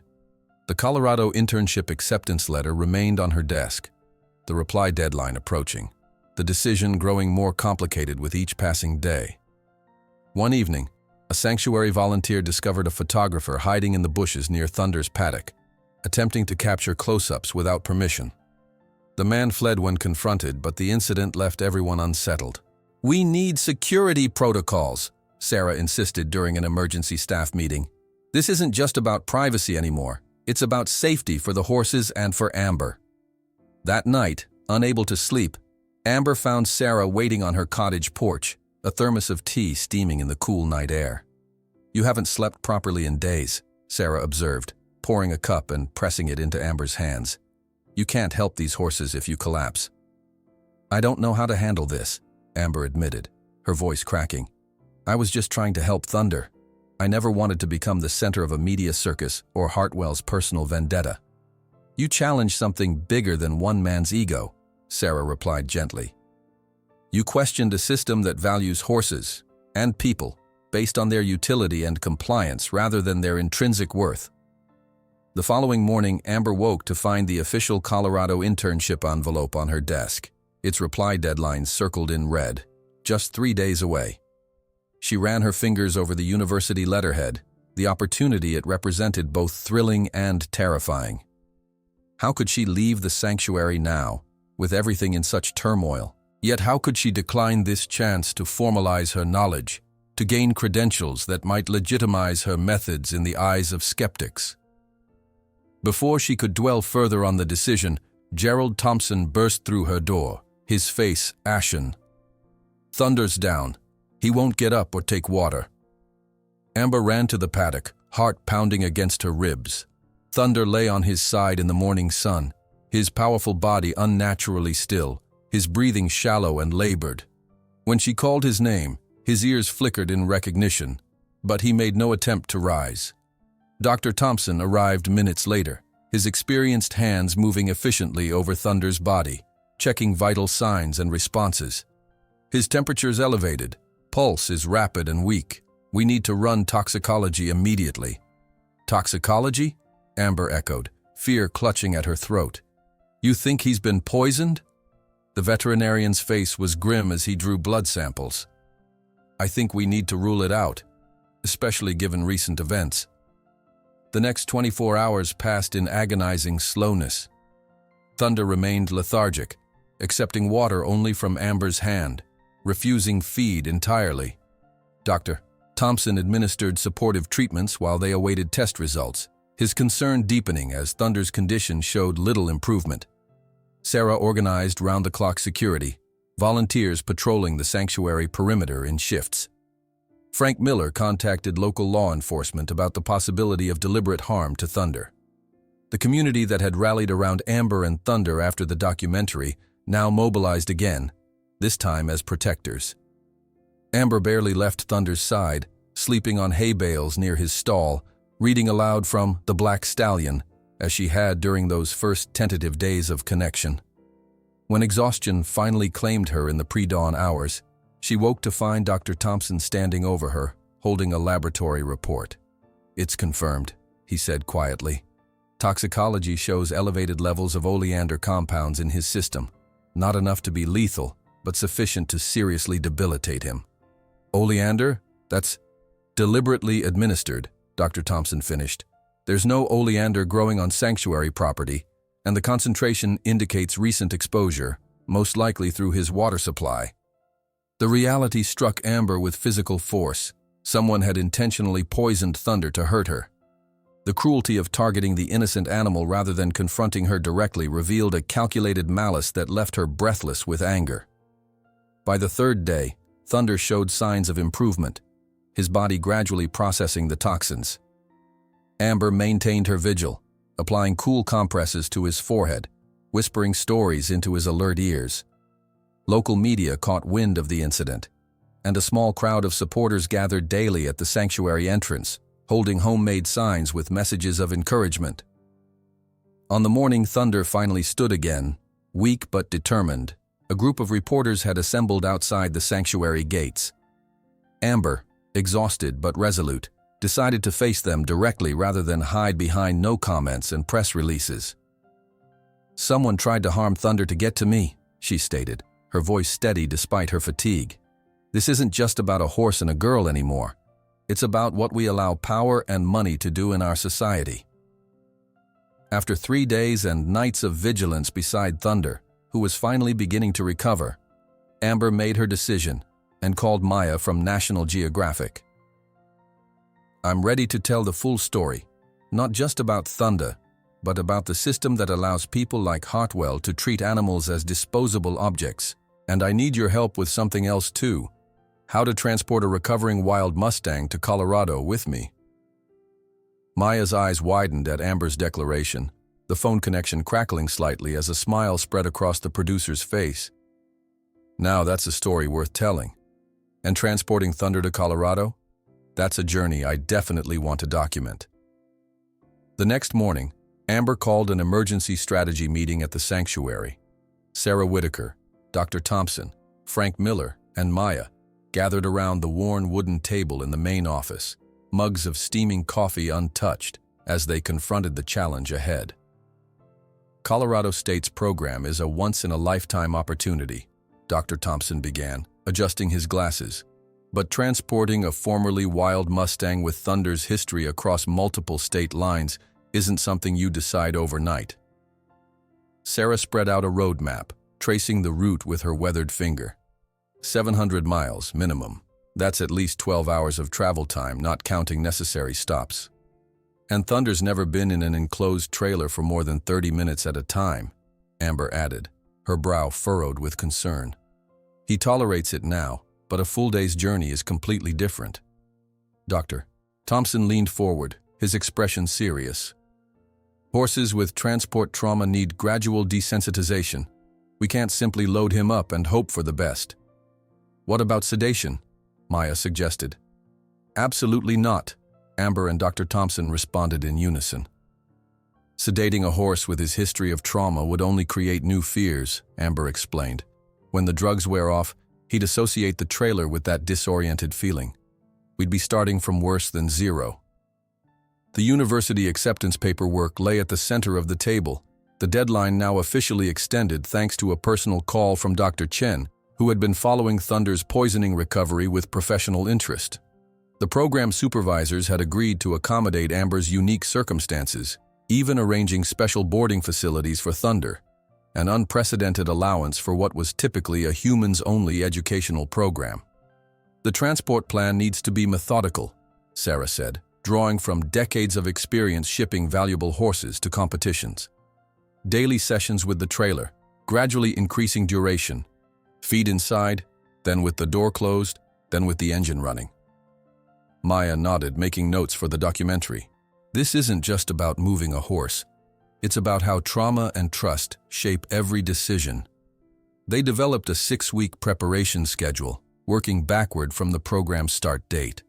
Thunder would need to acclimate not just to extended trailer time, but to the sounds of highway travel, the sensation of stopping and starting, and the stress of changing environments. Each morning, Amber began bringing Thunder's breakfast to the specially selected trailer, a spacious 2-horse model with extra height to accommodate his 17 hands. At first, she simply placed his feed near the ramp, allowing him to approach on his own terms. By the 3rd day, his curiosity overcame caution, and he ventured a few steps up the ramp to reach the sweet-smelling grain. "Good boy," she murmured, not touching him, allowing his success to be its own reward. "See? Nothing scary here." The sanctuary continued its regular operations around these preparations, with Maya's cameras documenting both Thunder's progress and the daily work of rehabilitation. The footage would form the second half of what was now planned as a 2-part documentary special. One afternoon, while sorting through the few belongings in her trailer that would make the journey to Colorado, Amber discovered a weathered shoebox pushed to the back of her closet. Inside lay treasures from her former life, her parents' wedding photo, her mother's turquoise bracelet, and several faded photographs of her parents with the horses they had trained. "They would have loved you," she told Thunder later, showing him the photos as if he could understand their significance. "Mom always said the best trainers listen more than they speak." As weeks passed, Thunder's progress with the trailer advanced in fits and starts. Some days he walked confidently up the ramp and remained calm, while Amber closed the doors for gradually increasing periods. Other days, a sudden noise or unexpected movement would trigger his defensive instincts, and they would need to step back to shorter sessions with the doors open. "He's doing remarkably well considering his history," Dr. Thompson commented, observing a particularly successful session where Thunder had remained calm in the closed trailer for nearly 45 minutes. "But he still panics when the trailer is completely closed and the engine starts," Amber noted with concern. "His breathing gets shallow and he starts pawing. That's not sustainable for 12 hours on the road." The breakthrough came unexpectedly during a visit from Sheriff Donovan, who had stopped by to update them on the investigation into Thunder's poisoning. Laboratory analysis had confirmed the oleander toxin came from a commercial preparation not available to the general public, strengthening suspicions of Hartwell's involvement, though still without definitive proof. One of Timothy Reed's credit cards shows a purchase at an agricultural supply store known to carry restricted compounds, the sheriff explained, referring to Hartwell's assistant. But it's still circumstantial. Reed claims he was buying supplies for the children's therapeutic program. As they spoke near the parking area, a sudden summer thunderstorm broke overhead. The sharp crack of lightning startled everyone, including Thunder, who had been grazing nearby. Instead of bolting across the field as might be expected, the Mustang trotted directly to the open trailer and stepped inside, seeking the familiar enclosed space as shelter. Amber exchanged astonished glances with Dr. Thompson. "He's choosing the trailer as a safe place," she whispered in amazement. "That's our answer," Sarah said. "He needs to associate the trailer with safety, not constraint." The discovery reshaped their approach. Rather than focusing on acclimating Thunder to the stressful aspects of trailer travel, they began emphasizing the trailer as a haven. During loud sanctuary tours, Amber would open the trailer doors and sit inside reading, creating a quiet retreat they could share. During the heat of day, she positioned the trailer to catch cool breezes, making it more comfortable than the sun-baked paddocks. News of Amber's impending departure spread throughout Oak Ridge. The sanctuary's volunteer roster swelled as community members stepped forward to help cover her responsibilities during her absence.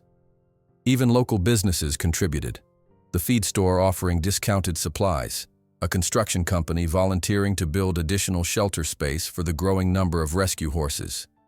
"You've changed this town," Frank told her one evening, helping load hay into the barn.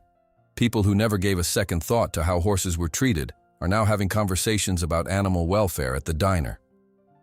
The legal aftermath of the documentary continued to unfold as Amber prepared for departure. The federal investigation into Thunder's illegal capture had expanded to examine Hartwell's entire acquisition history. 2 more former employees had come forward with documentation of questionable practices. The industry magazines that had once featured Hartwell's championship horses now published articles about ethical training and trauma-informed horsemanship. "You're starting a revolution without even trying," Maya commented, filming Amber as she sorted through tack that would make the journey to Colorado. "I'm just doing what's right for one horse," Amber replied, embarrassed by the suggestion.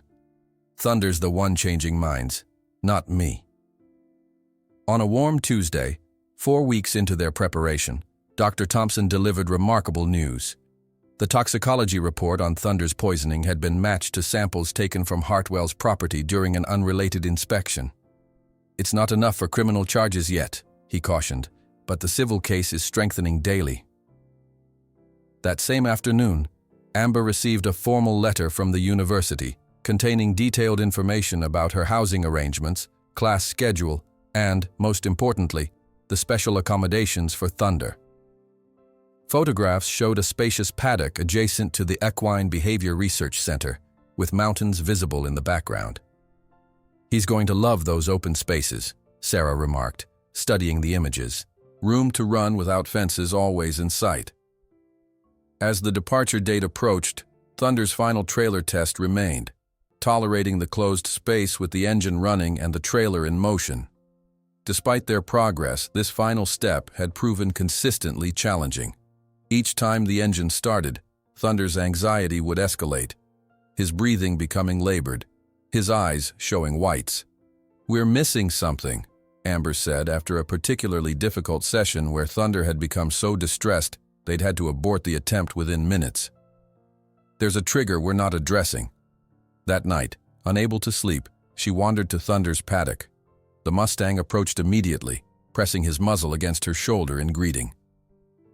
Under the Kentucky moonlight, Amber recalled their very first connection, how she had hummed an Appalachian lullaby that had somehow bridged the gulf between them.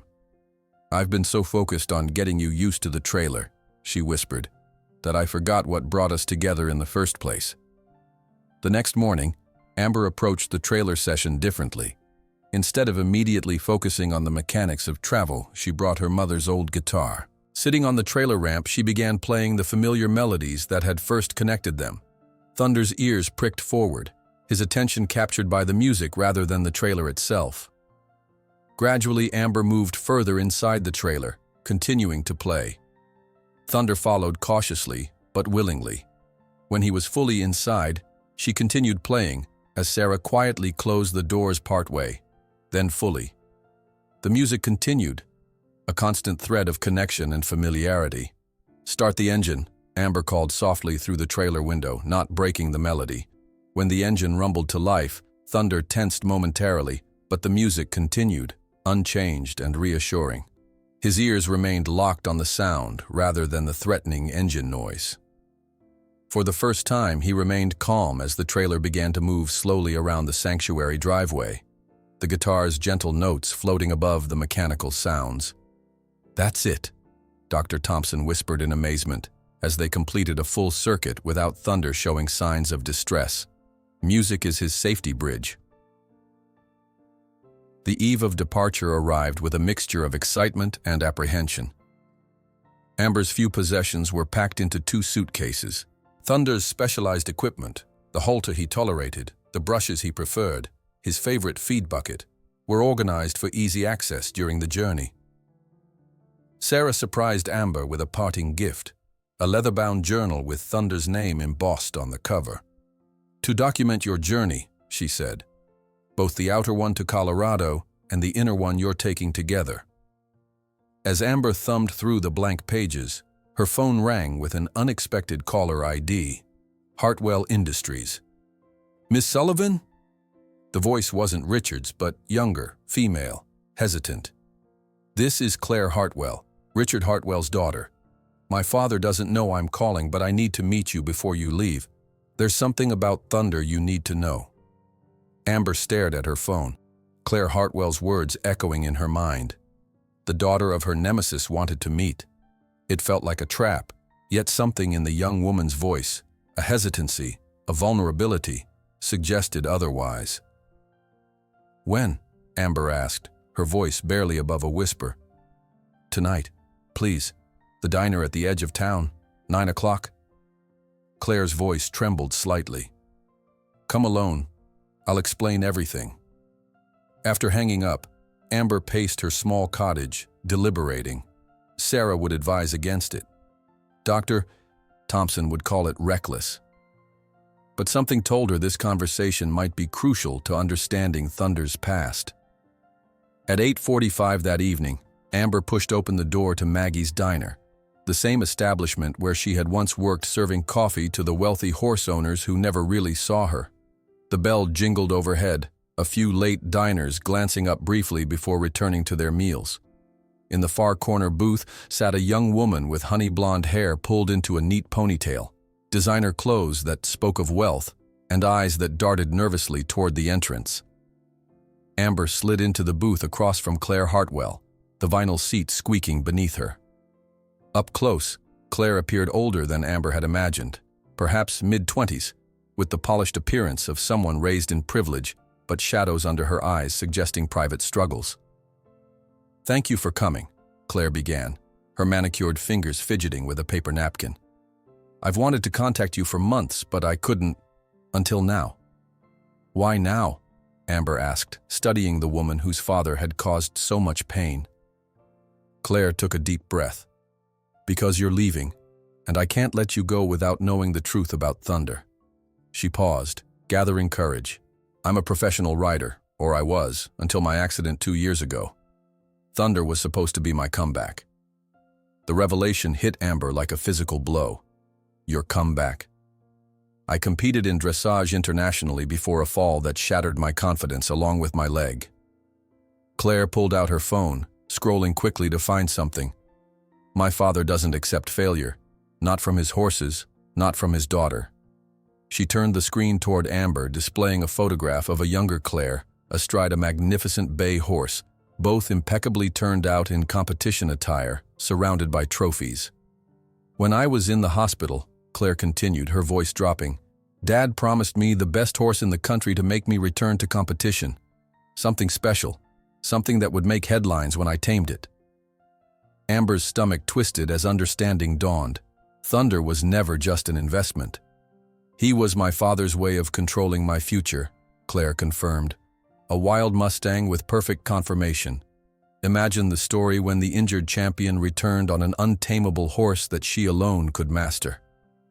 The waitress approached, but Amber waved her away, too focused on Claire's revelation to think about coffee.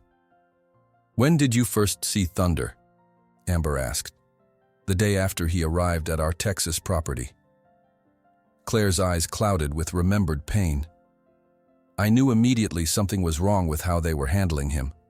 The methods they used. She shuddered visibly. I tried to suggest alternatives, but my father's trainer said I was being soft, that wild horses needed to be broken completely before rebuilding them. And you didn't stop them? Amber couldn't keep the accusation from her voice.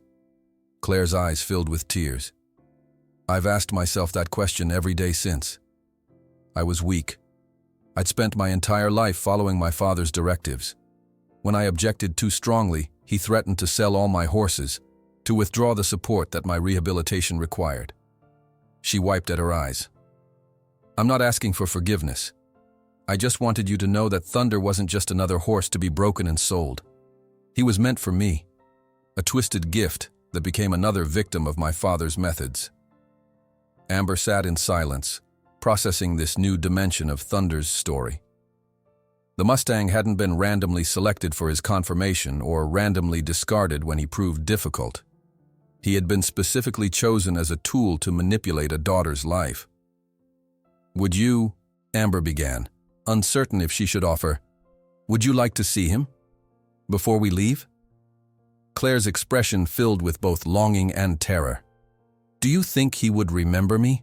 Associate me with the trauma? Horses have exceptional memory, especially for people connected to traumatic experiences, Amber answered honestly. But they also recognize intention and energy. You're different now than you were then. The next morning dawned clear and cool, perfect Kentucky weather for the final day before departure. Amber waited nervously at the sanctuary gate, watching Claire's silver Audi approach on the gravel drive.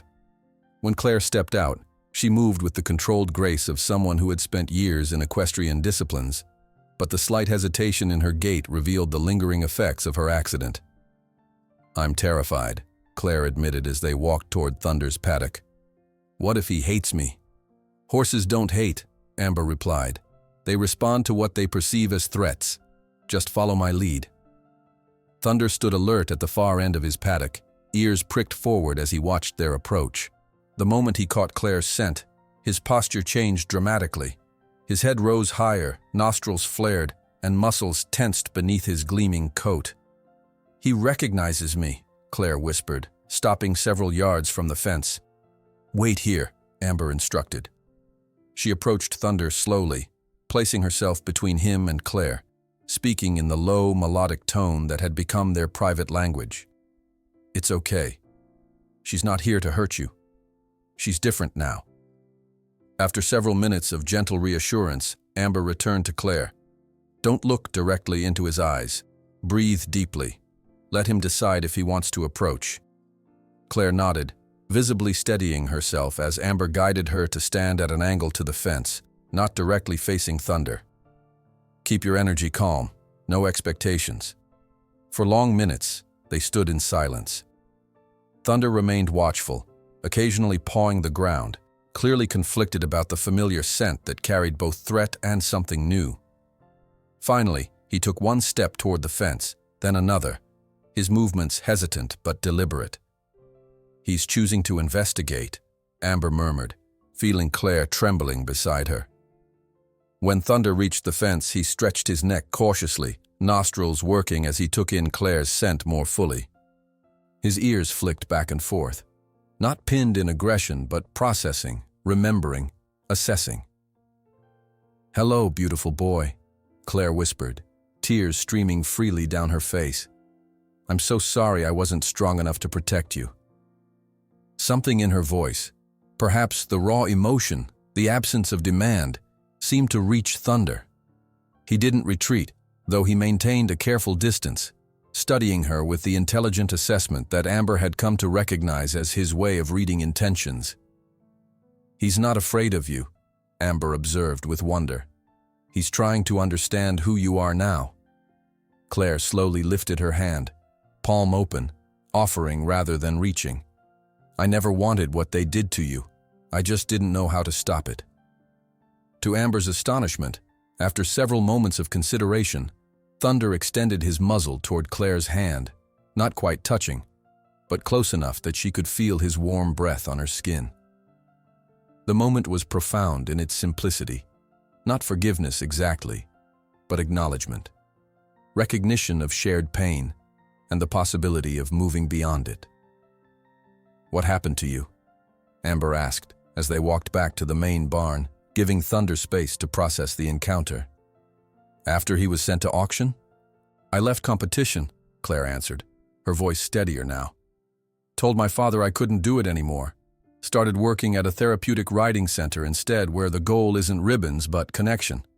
She smiled faintly. "He was furious, of course, cut my allowance, though he couldn't touch my trust fund from my grandmother. It was the first time I'd ever truly defied him." The morning of departure arrived with the buzz of activity. 2 trucks idled in the sanctuary driveway, one to pull Thunder's trailer, another carrying Amber's modest belongings. A small crowd had gathered to bid farewell, including Dr. Thompson, Frank Miller, the sanctuary staff, and many community members whose lives had been touched by Amber's work. Sarah Whitaker fussed over last-minute details, her practical efficiency barely masking her emotion at losing the girl who had become like a daughter to her. "You have the special feed for the 3rd day? The emergency contact numbers? The trailer inspection documentation?"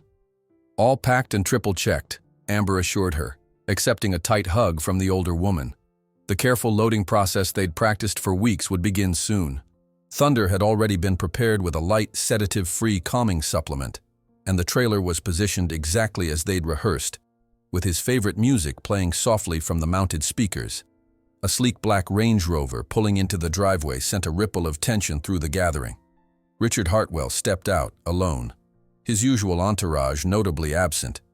The crowd parted silently as he approached, faces hardening with protective instinct. "I'd like a moment with Miss Sullivan," he announced, his voice lacking its usual commanding edge.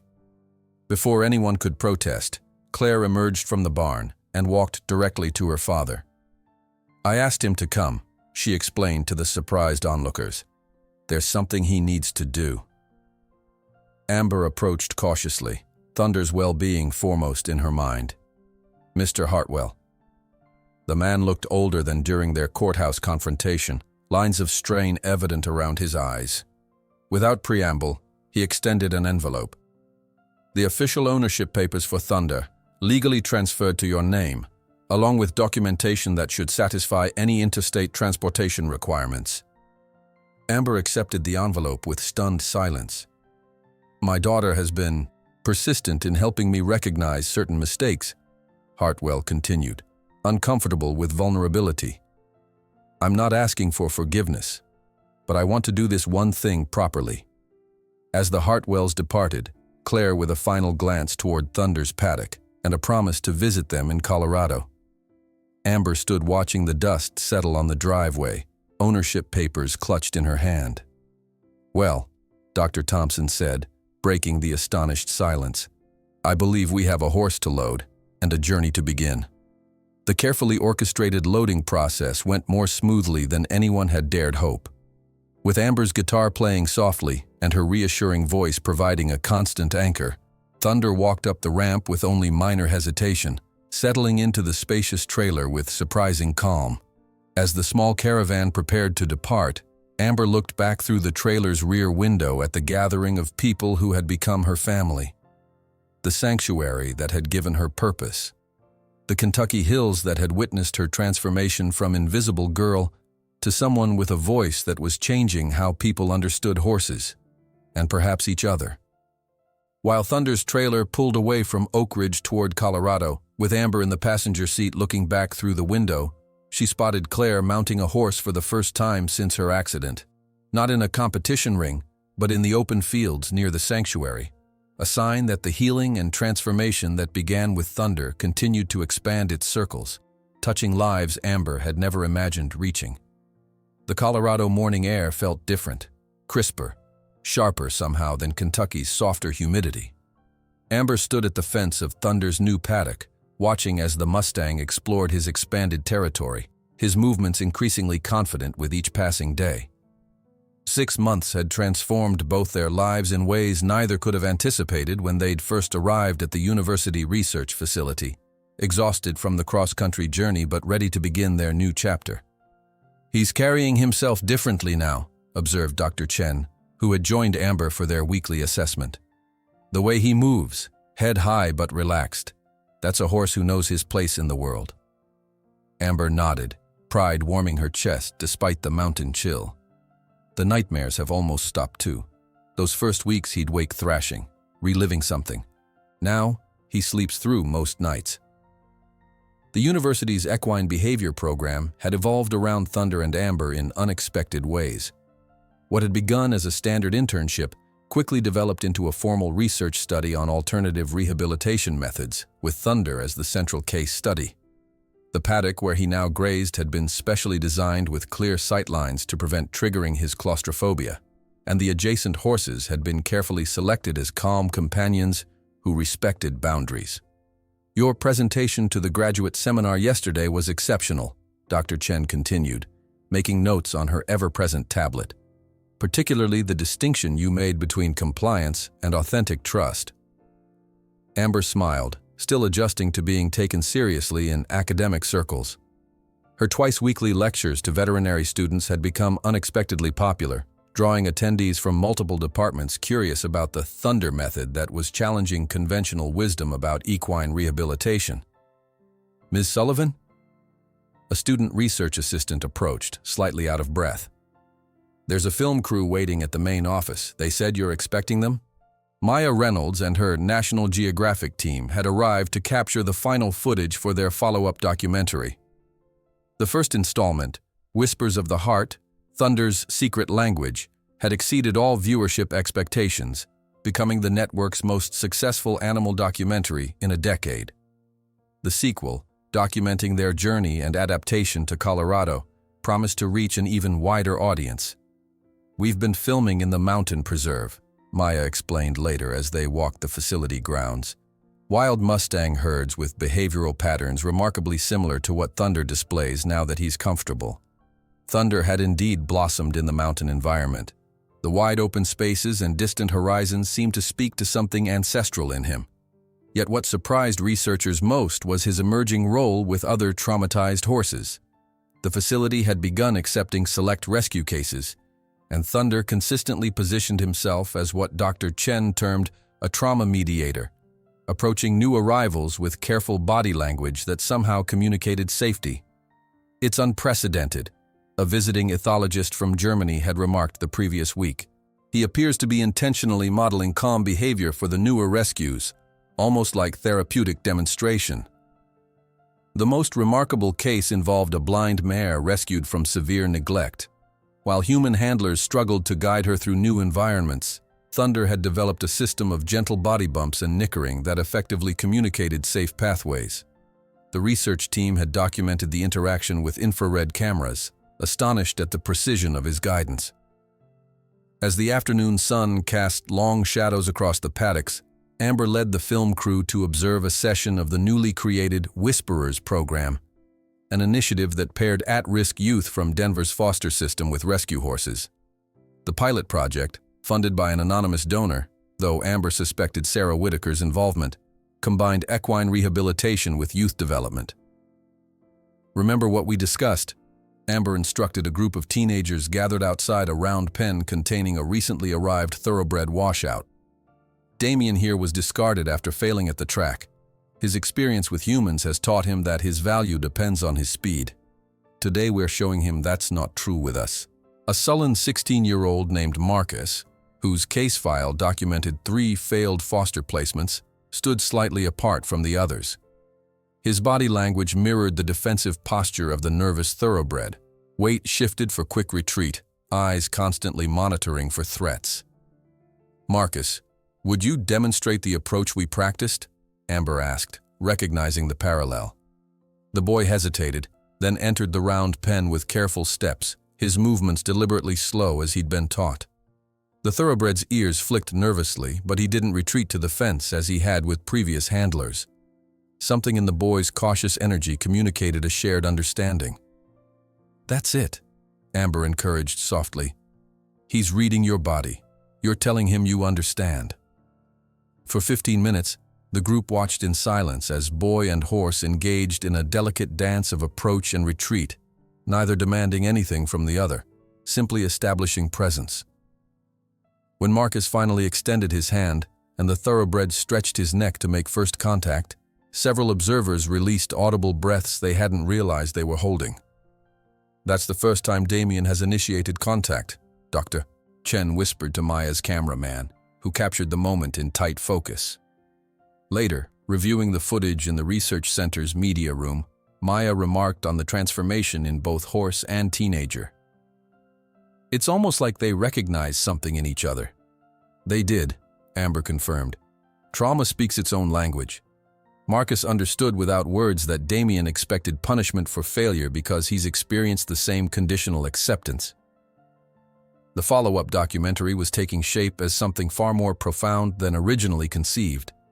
Beyond Thunder's story, it captured the ripple effects of his rehabilitation, the research findings challenging conventional methods, the Whisperers program's impact on disconnected youth, and the growing network of rehabilitation specialists adopting similar approaches across the country. That evening, Amber's phone chimed with a FaceTime call from Kentucky. Sarah Whitaker's weathered face filled the screen, the sanctuary visible in the background. "The expansion is finally complete," Sarah announced, turning her phone to show newly constructed paddocks extending beyond the original property line. "Thanks to those national donations, we've doubled our capacity. 28 horses in rehabilitation now, with a waiting list." "It looks amazing," Amber replied, emotion tightening her throat at the sight of the place that had given her purpose. "How's the new staff working out?" "That Claire Hartwell has a natural gift," Sarah admitted, surprising Amber. "After volunteering 3 days a week for months, I finally hired her full-time. She's especially good with the abuse cases. Seems to understand their trust issues on a bone-deep level."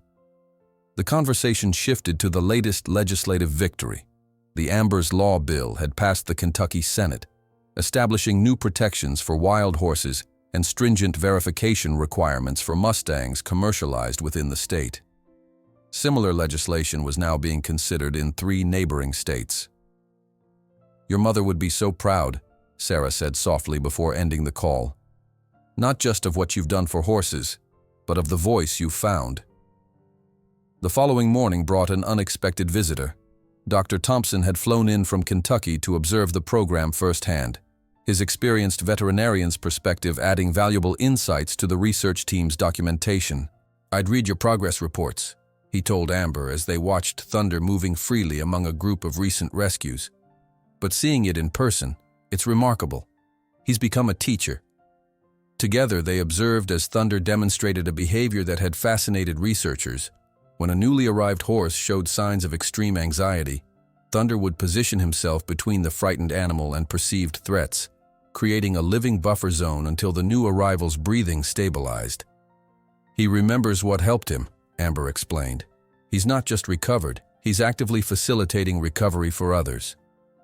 The crowning moment of Dr. Thompson's visit came during a formal presentation where Amber received an official invitation to be the keynote speaker at the International Conference on Equine Behavior and Welfare, a recognition that would have seemed impossible for the trailer girl from Kentucky just 18 months earlier. They specifically requested that Thunder accompany you for a demonstration, Dr. Chen explained, handing over the embossed invitation. Your combined presence would make a powerful statement about rehabilitation possibilities. That afternoon, Amber received a video call that brought her journey full circle. Dr. Thompson sat beside her as Gerald connected them to his laptop screen, where Frank Miller stood in what appeared to be an empty stable. Hartwell sold his Kentucky properties, Frank announced without preamble. Word is he's retiring from horse breeding altogether. The legal pressure and public scrutiny finally became too much, even for him.